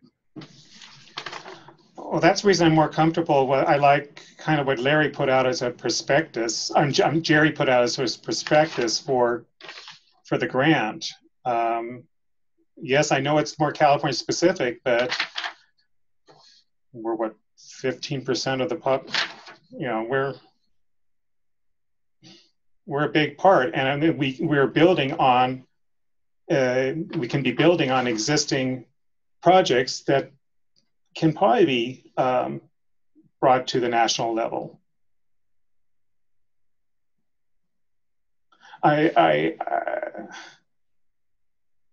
I'm uncomfortable with going something specific on a platform right now. I think we have to be more general, you know, saying we're looking for the appropriate platform where we're going to identify it. I don't want going in as the proposal for a specific aspect. This is Barbara. I'm going to add that I agree with what Dan says, because in essence, if we're saying a specific platform, we're also saying that's to me analogous to saying, okay, we're specifically going to use OpenStax textbooks, or we're specifically going to use this. I think we can say that we've identified 3 to 4 platforms that we feel would be sufficient. The first part in the timeline of what we'll be doing is doing an environmental scan to see what enhancements they need. Along with that, we'll be doing an environmental scan of what GE books are already out there, and we'll be doing also another environmental scan about what upper division GE, about what health ed or STEM and so on. And if we've already decided everything, then basically we're almost just asking for money to do what we've already decided. And I think that there's a lot of unknown out there. And Delmar, I just wanted to address, you said, well, what do you bring? And I think we're all in that same situation. We all are in, okay, what are we going to bring to the table? But let's first figure this out. And it may be that we end up using LibreText. I'm not saying anything about that one way or the other, but I do think that I understand any concerns regarding it. I'm just trying to figure out, if I'm not bringing something to the table, then I'd prefer to just make my own proposal in order to push a project off of it, because this was on our radar. This was on our radar, right? I mean, we were going to be pursuing this. I was going to be getting this. If this is not something that you guys want to pursue and you don't want to take advantage of what we're doing, and the fact that we can integrate all these sources that you mentioned into our central platform, because that's the guiding principle, that's fine. But then I need to go move on. Yeah, and I would say, at least from my end, I don't have that knowledge one way or the other to say, yes, LibreText is the best thing for the project, or no, it's not. I'm just saying I don't know that yet. So for me, I would like to. Yeah, well, like I said, that's the only thing I have coming to the table, because I'm not going to be able to bring anybody from the UCs on this system, because you know what's going on here. So I'm not sure if the LibreText is not as a principal component of it, and I'm not trying to force myself on anybody here, then there's really no reason for me to be involved in this discussion. And I'm not trying to take my toys and go home or anything like that. I just don't know what I'm bringing here. And like I said, I'm not trying to be pissy or anything like that. I'm just saying I just don't know what I'm bringing to the table. I thought you were coming as a resource person. I didn't realize this was a proposal to a proposal for LibreText. That's just my personal impression. I wasn't trying to propose it, but okay. I mean, I am. That wasn't the goal of this thing. This call has been waited upon in the OER community for a handful of months, and certainly we've been looking for it. My program officer already told me to go look for it. I thought this would be an excellent opportunity, because it's a great thing to move forward. But again, it's for pushing my project. So if it's not, then I'm not sure what I can bring, unless you want to bring me as a consultation for chemistry or something like that, which is a minor component. If that's what you guys want, then that's fine. But I then have to start working on my version of the proposal, because having this as an option of one of the things to work off of, I can't bring it in if you're going to be saying it's an option, right? I mean, you can't budget it and say it's an option. And I'm not trying to force this is not a sales pitch. I mean, I'm just trying to say, I don't see how you can logistically have me in here and funded for doing something when you guys haven't made a decision that you want to do it, right? I mean, please correct me if I'm wrong. And I can tell you about why everything that, why I think the LibreText should be the project, but that's not what the point of this meeting is. So, yeah, so the point of this meeting and the reason we California community colleges reached out to the university partners is this is a big grant, 1.5 million minimum, and none of us maximum colleges are big enough to administer that grant. So the main biggest thing that we need that we don't already have in our system is the grant lead, who can actually be the lead institution and be responsible for $1.5 million. I can tell you right now that College of Alameda is not big enough to be a lead institution for something like that. And I don't know if, is Jerry still on the call? I think that's why we were leaning heavily on CSU Long Beach partnership. And if UC Davis could be a co-lead with CSU Long Beach, that would be a piece that we don't have that would be very valuable. Jerry's on an airplane, so he's not able to, he had to leave early. Yeah, and I think Leslie just left too. I don't think it's CSU Long Beach. I think it's a CSU system. But systems cannot apply. They are not eligible lead institution. It has to be a actual university or college that's accredited by one of those accrediting bodies. Could CSUs be the fiscal agent? You know what I mean? Like, let's say that Jerry submitted the application on behalf of the CSUs, because I think what I'm confused is the fiscal agent different than the institution that applies. We need a college or university to apply. So it wouldn't be the CSU system. It wouldn't be the Oregon System Office. It could be whatever, Oregon State University that applies, and have parts that go to the CSU, parts that go to the UC, parts that go to the community college, but it needs to be an actual college or district that applies. I think the idea was having Long Beach apply, but that was more in name, but the CSU system would actually do all the work. Yeah, and that's where letters of support and all the other supporting material would come in, right? Hmm. Yeah. Yeah. So do we have a lead grant writer? Is that Jerry? I think that's Jerry. I see. He's on the plane. Let's volunteer him. So what can us partners do? Are there parts that we would be tasked to write, letters we have to get, or? I think we'll all be responsible. One thing is for continuing the conversation. I believe in one big Zoom meeting, this is. And then after that, probably have a conversation mostly through email and through the Google Docs, where we can all edit and add things, add bullet points. That's kind of how I see all of us, because again, I'm not in this, I don't know how to write a grant, and my college is never going to be leading this because we're about the smallest there is. But I'm definitely happy to like give ideas, write some bullet points, talk about some things that we need to do, but we've got to get this done in 21 days.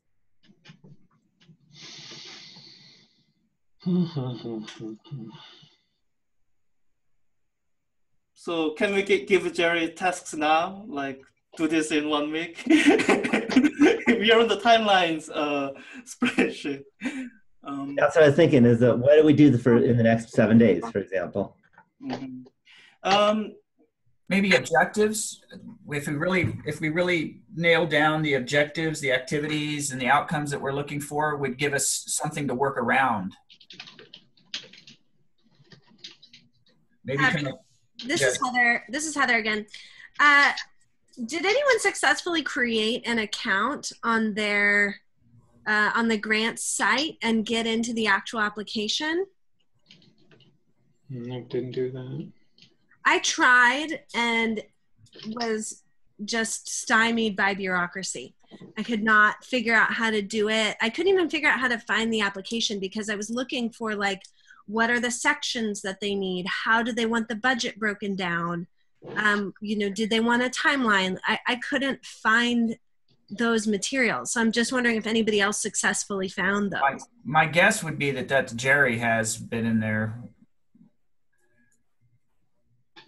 That's kind of his area of expertise, right? It's figuring out those that minutia. Yeah, that's what we're relying on Jerry to do for us.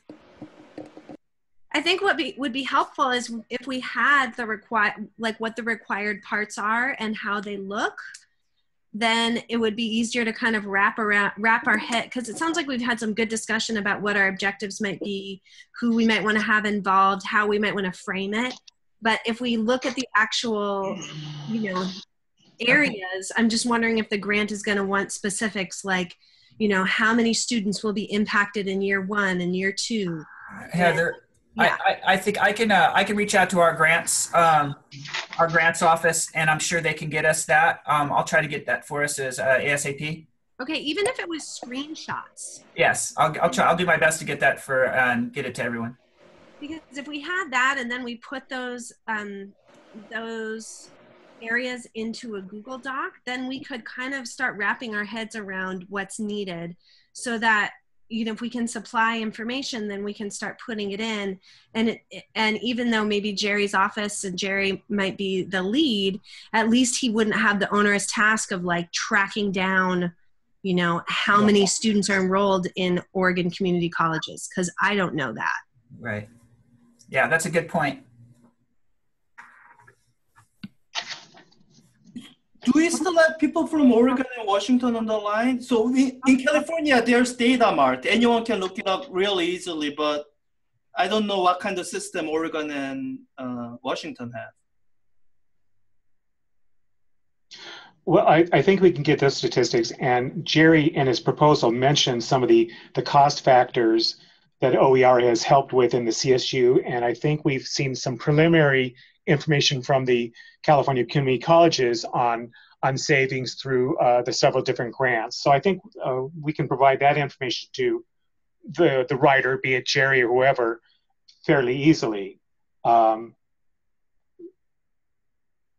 What's after that, once we provide that information, I don't know. And I think we also, Larry, you initiated a phone call. I know you're not the lead on the grant or something, but have you had a conversation with Jerry where do you feel that he is willing to be the lead grant writer on this and that on a proposal? Yes, Jerry seems like he is very happy to be the lead grant writer on this. Unfortunately, like I said, he had a family emergency, so he's off on an airplane right now. Right. So we're kind of in the dark a bit.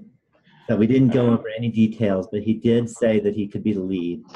Okay, I guess I'm just thinking this, especially because of the timeline, is work with Jerry being the lead on this, definitely with California, with CSU and community colleges. It sounds like we can provide the data that's needed. I think that the beginning data on cost savings, if he needs more things, we can provide that.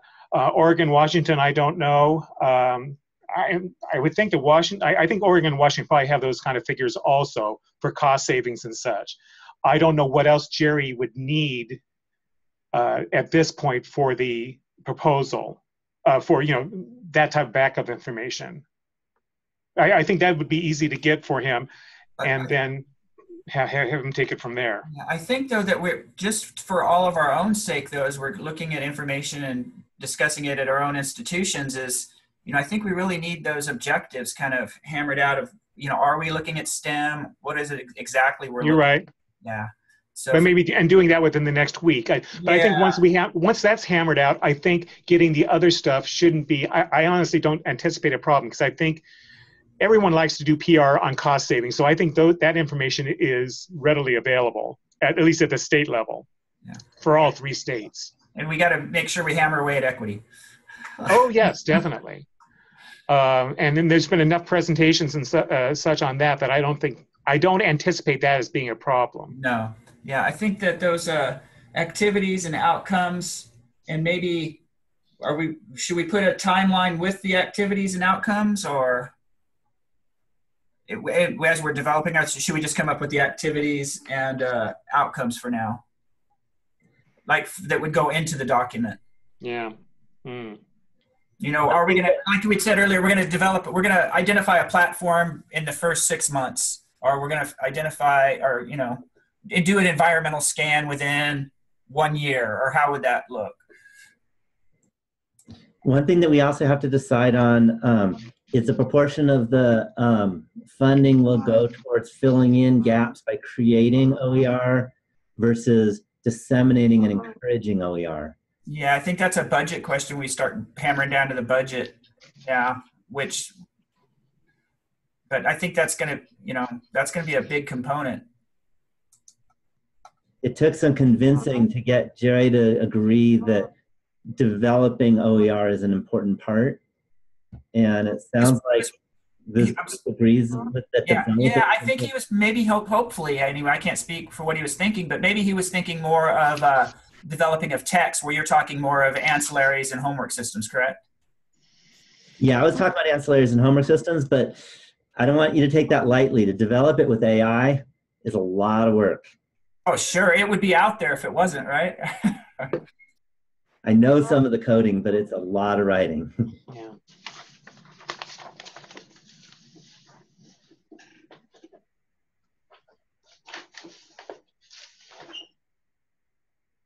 Also, I just spoke with our grants folks. They're going to be sending that over, so I can get that out to you.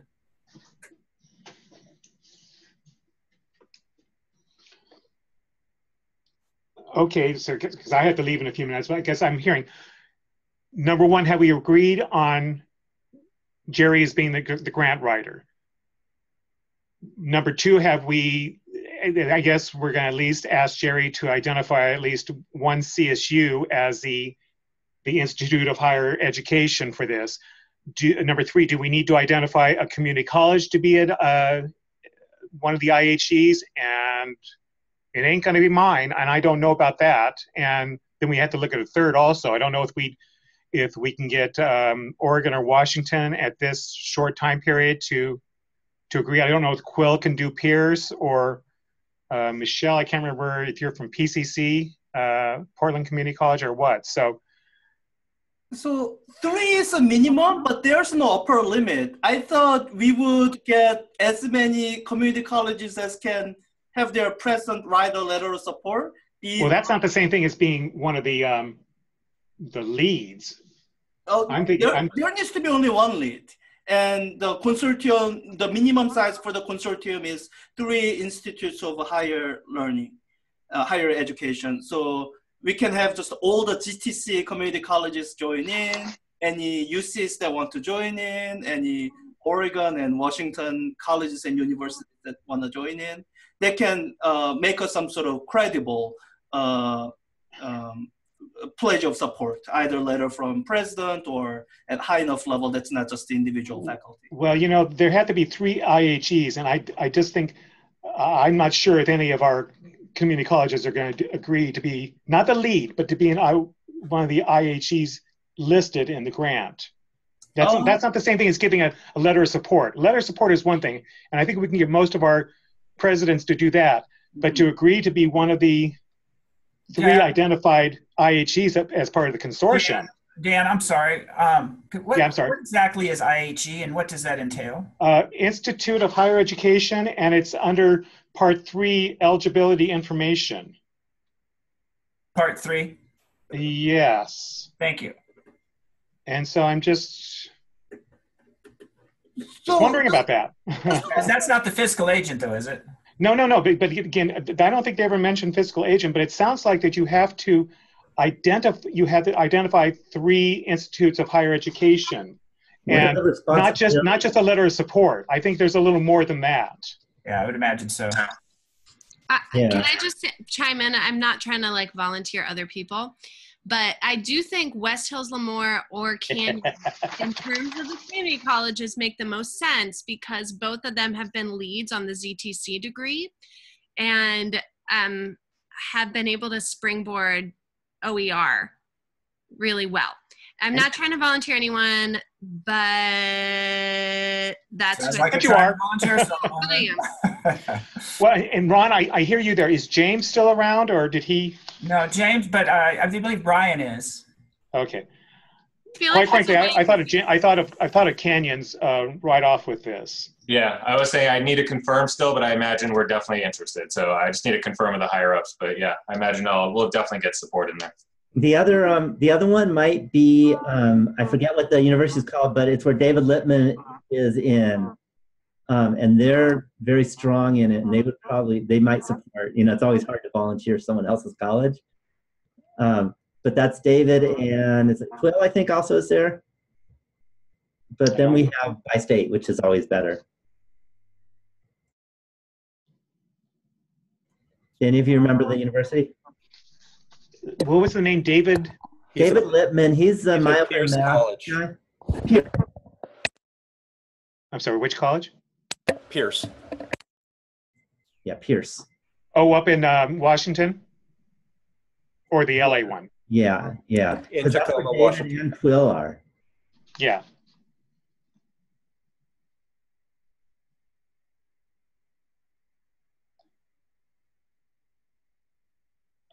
Yeah, so if we could get Long Beach State, College of the Canyons, and Pierce College in Tacoma, Washington as the three members of the consortium, because it says at least, so have those three, which we had to do by August 29th.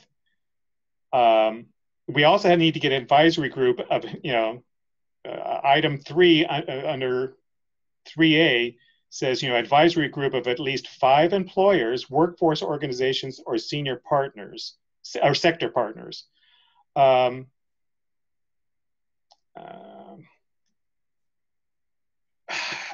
don't know if Jerry might have connections through Skills Commons on that. I'm wondering, I mentioned one of the things on the chat of the fully online college with the California community colleges. They was hyping the fact that they had made agreements with some groups. I don't know if it was labor groups or industry groups on developing programs for the fully online college. Somehow, maybe can we get those groups, those industry groups, interested in this? I'm sorry, in 3 weeks, this is just, excuse my language, a hell of a stuff to do, a hell of a lot to do. Am I still online? Yeah, you're still there. We hear Oh, you. sorry, okay. So So does anyone have contacts with any major employers, like Silicon Valley employers, for example?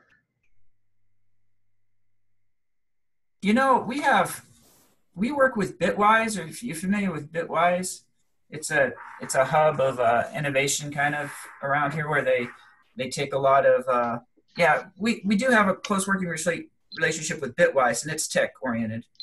It would fit in, it would get well with the STEM and the CTE.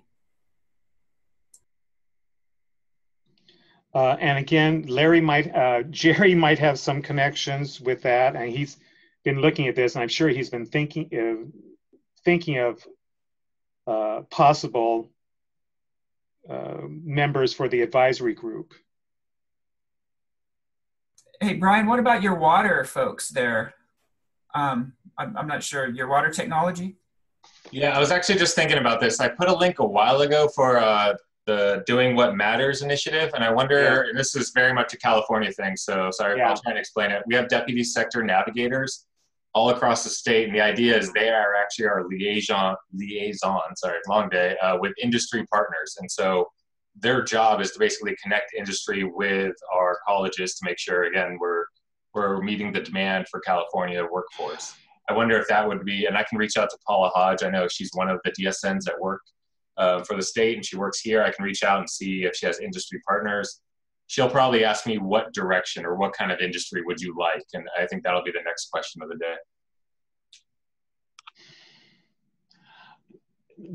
For the reason I think, if we want to definitely do, 2 and 4 year institutions or two or upper division and lower division programs, is maybe look at those 15 programs that we're doing the baccalaureate pilots on, auto tech, health information management, occupational therapy, respiratory therapy, equine ranch management. I can't remember all 15 right now, but I'm just wondering if those are ones to take a look at. And we might even want to, I'll try to contact the person at the Chancellor's office that's working with the baccalaureate program. They might have connections with industry people already, because they must have had some connection when they're trying to set up these programs.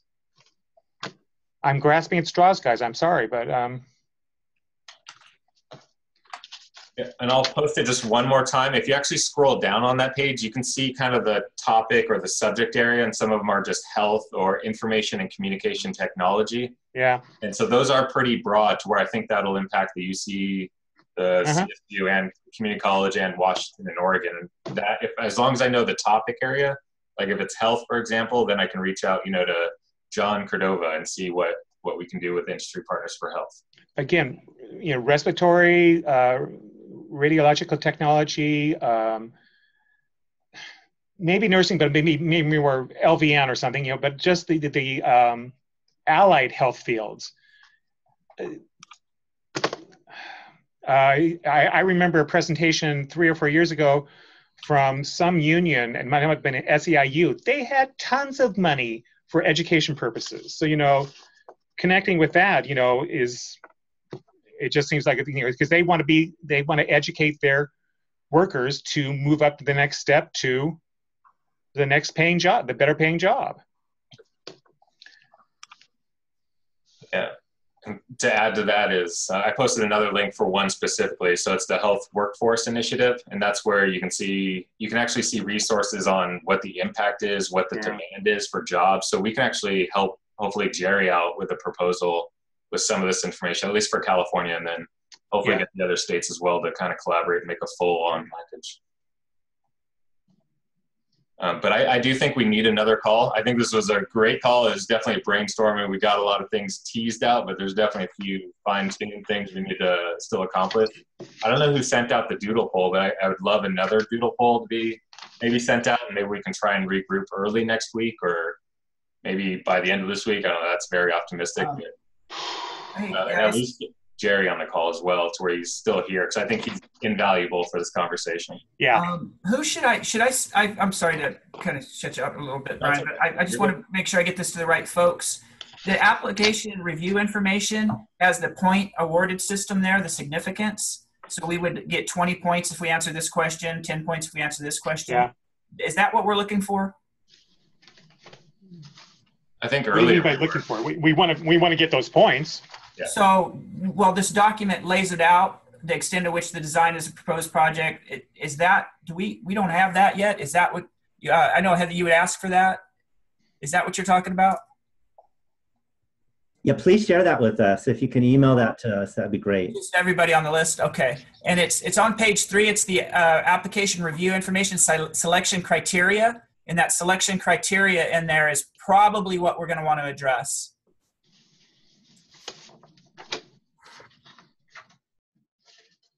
I love when they say the absolute priority. I'm going, well, then you're going to meet that. Okay.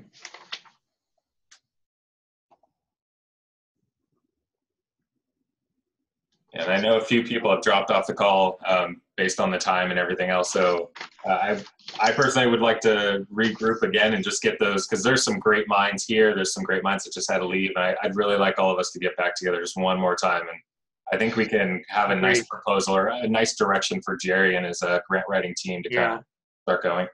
Yeah, I think we need Jerry to be here, though, because he's going to be right. Yeah. Yeah.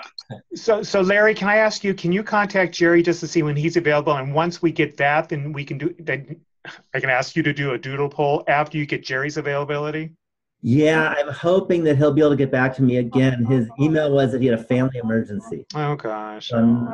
So I don't have any details, but no guarantees, because you know how family emergencies happen. Yeah. It always comes first, yeah. And Delmar, I honestly will probably use LibreText. I'll be honest with you. I just think we can't really, or I don't know if we can identify it now, but honestly, we'll probably use their system. I think it's a lovely system. I use it all the time. So absolutely no hard feelings at all. We probably there's no hard feelings. I'm just, if you don't use it, I can't bring anything to the table, and that's just it. So if you use it, I could bring a lot to the table in terms of past FIPSI proposals and all the other stuff like that. Otherwise, I have to pursue a counter proposal to you guys. And maybe it could be something where you can actually give us some, and sorry, my light turned off. It's been here for a while. Maybe you can give us maybe that data of how many people are accessing your system, or we can say maybe that could be tied into our proposal of like where we're thinking about certain platforms such as LibreText because they host blank, you know? So we can actually say. Well, I mean, that's fine. Right? I can give you that, but the point is, I mean, you're proposing to do work and you're getting money to do work. If you don't propose to do work that involves me, then there's no reason for me to be involved. Okay. Right? Yeah, I mean, I'll leave that up to you, however you want to play that. Well, no, I mean, it's how you review proposals. You say, what's your scope? What are you doing? If you say, well, we might look at using this guy's stuff, then there's no reason for me to be involved. I have no problem giving you all the stuff if you want to make a platform discussion saying we're going to be looking at various platforms and things like that. That's fine. It's just, and you know, good luck with you guys. But I'm not bringing anything to the table, right? I mean, so I mean, that's just. I think you are, and again, we're not even sure if we're going to get the grant, so we got a little process to go. And so, yeah, I think it'd be great to have you. I think you have great insight in a lot of things, but yeah, I'll leave that up to you. And well, I mean, I can provide consultation on how to do it. I mean, I've gone through these proposals before, and I know what they want for, and all the everything you've been discussing for the last handful of times. But I could provide the consultation, but in terms of a scope of what people do, you know, if you just say, I'm a consultant, then I can kind of do that. But it's kind of weird when you review sort of proposal saying we're looking at all these things. And by the way, this one specific one we want to give money to. Right? I think what would probably happen, again, I'm not an expert grant writer, we'll probably reserve some funding for a platform.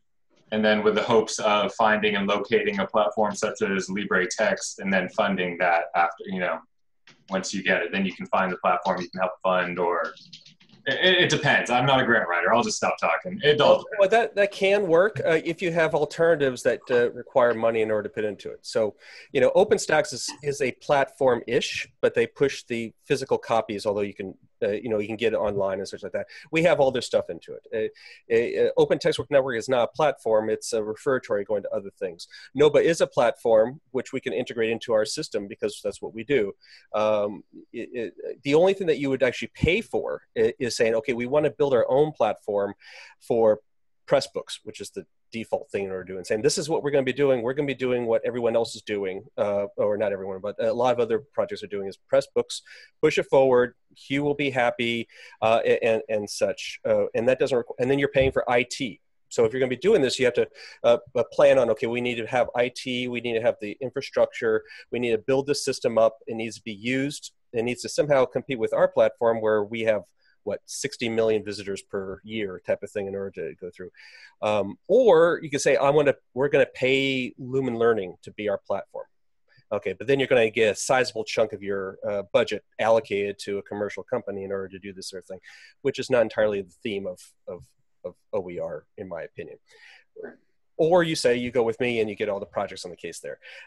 If you want to go with me and you guys come to the decision that doing it, I mean, I'll come to the table, I'll give you everything I got in terms of pushing it forward and such like that, and how I think it will work.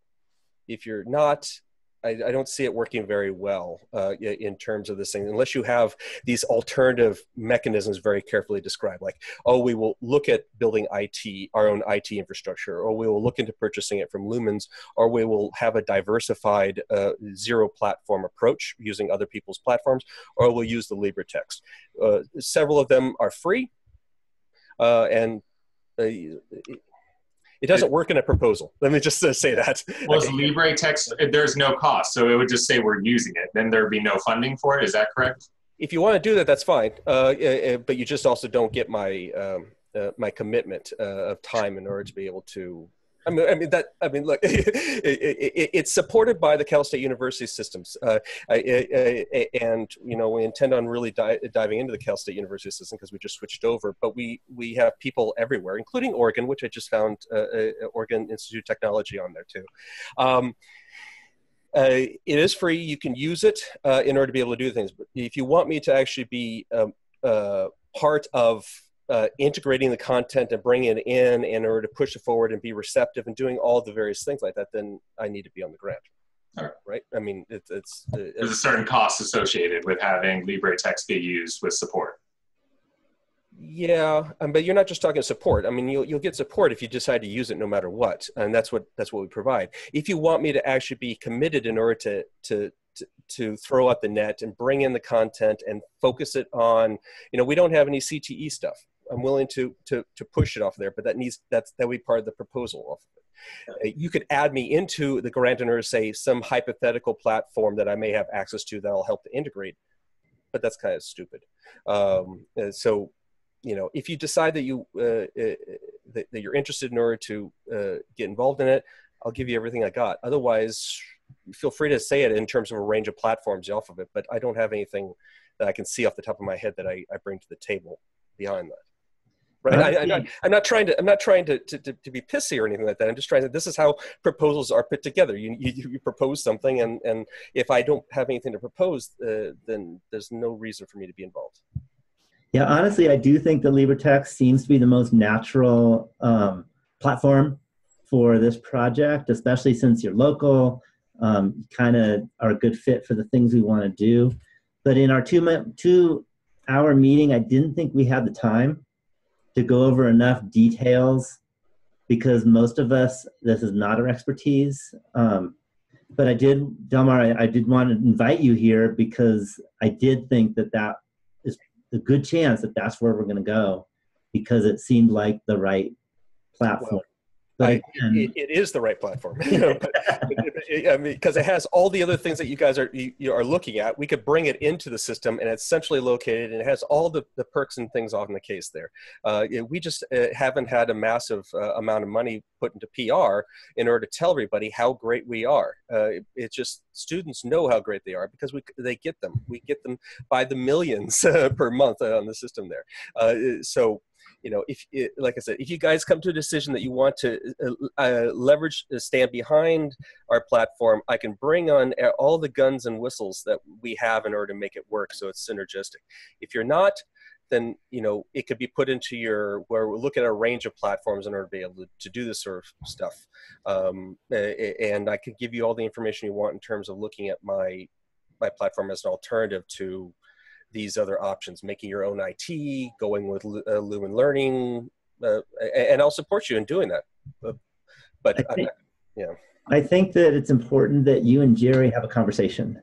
I just think we're too big a group to really. Well, Jerry's our benefactor. I mean, I'm not sure. Yeah. I mean, I'm not sure what you want me to tell to him.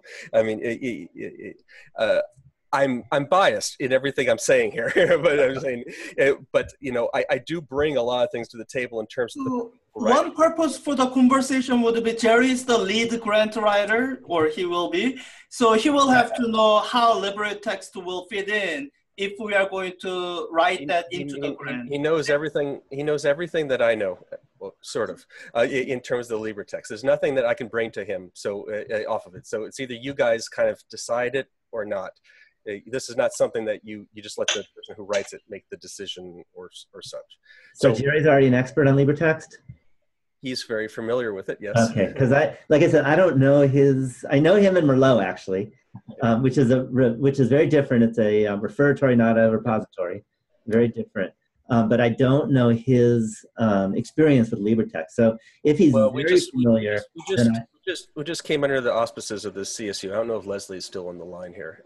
He had to leave. Okay. In regards to trying to be a OER platform construction / dissemination mechanism for the system. You know, it's something that we're willing to partner with any OER project in order to even work in parallel with their existing infrastructure, under the arguments that when things are integrated into a central library, you get far more benefits than you get when it's diversified. Again, I'm going into my pitch here, which but you know, if you want, I can explain to you why the LibreText is the best way to go. If you're but it'd be the same thing that I put into my proposal for the call. So, you know, all I can say is, you know, come to a decision if you want me or not. Is probably it. Otherwise, I'm just kind of repeating myself here, and I don't want to waste you guys' time. That sounds good. I wonder, and I don't know who sent out the poll, but whoever did that, if they could please do that again, and then we can figure out a time to meet fairly soon. I'll send it out. I want to first get a hold of Jerry, because anyway, my schedule is actually completely open. So nice, Larry. Times that Jerry can make it. I think I have one meeting at 12 o'clock on Tuesday or Thursday. That's it. The rest of the week is open, and it's smoky here, so I can't even go out and have fun. And you are on quarter system, so your school period is starting for like another month. Mine No, is starting in 2 weeks. I'm just working on my ZTC grant, which is totally flexible time-wise. Yeah. Yeah, but yeah, please. So do you have the full list of people? I think Ron wasn't on that initial email because he was on vacation. Ron is now on my new, I made a Google Groups, and he's on it. Great. Can I ask just a totally random and personal question? But I applied to be a grant reader, and I know if I'm on a grant, I obviously can't be because that's a conflict of interest. And they need an answer by tonight. So my question is, are we writing this? And I missed a lot, so I apologize. Are we writing this as a group of many people, or are we writing this as a smaller group that will then reach out to other people? My question, well, I guess the short version is, can I read the grant based on what you all know about how we're writing this?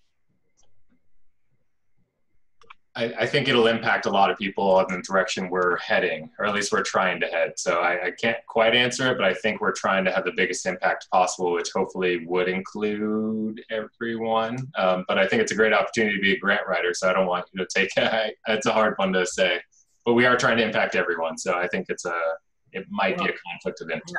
I don't think when the grant submitted, it would list everybody that contributed to the writing of the grant on that grant. Is that what you're asking, Suzanne? It would be like written from the perspective of all of us, but it would be like from those 3 folks.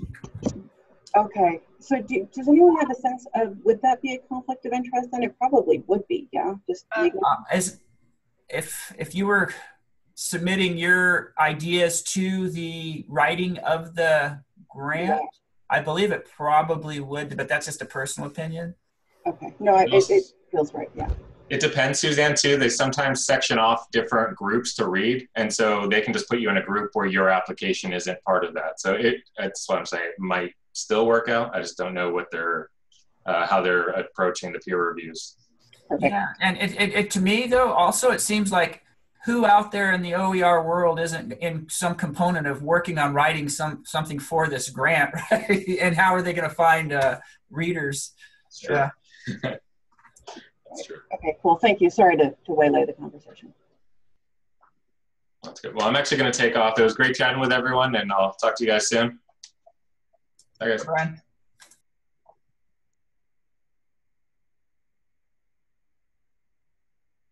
I guess that's everything. Bye. Thanks, Andrew, for everything. I'm really thankful that you all showed up. I think it's probably time to call it, unless there's something to... And you will send out the link to the recording for me to share within my college's group, right? Yeah, it's going to take hours, though, because it's been over 2 hours already, and it has to do all kinds of conversion and all that kind of stuff. And then I pop it on YouTube, and then, yeah. So probably tomorrow. Okay, sounds good. Thank you so much. Bye. Thank you for everything. Yeah, it's nice meeting you, Mark. Take care. Take care. Thank you all.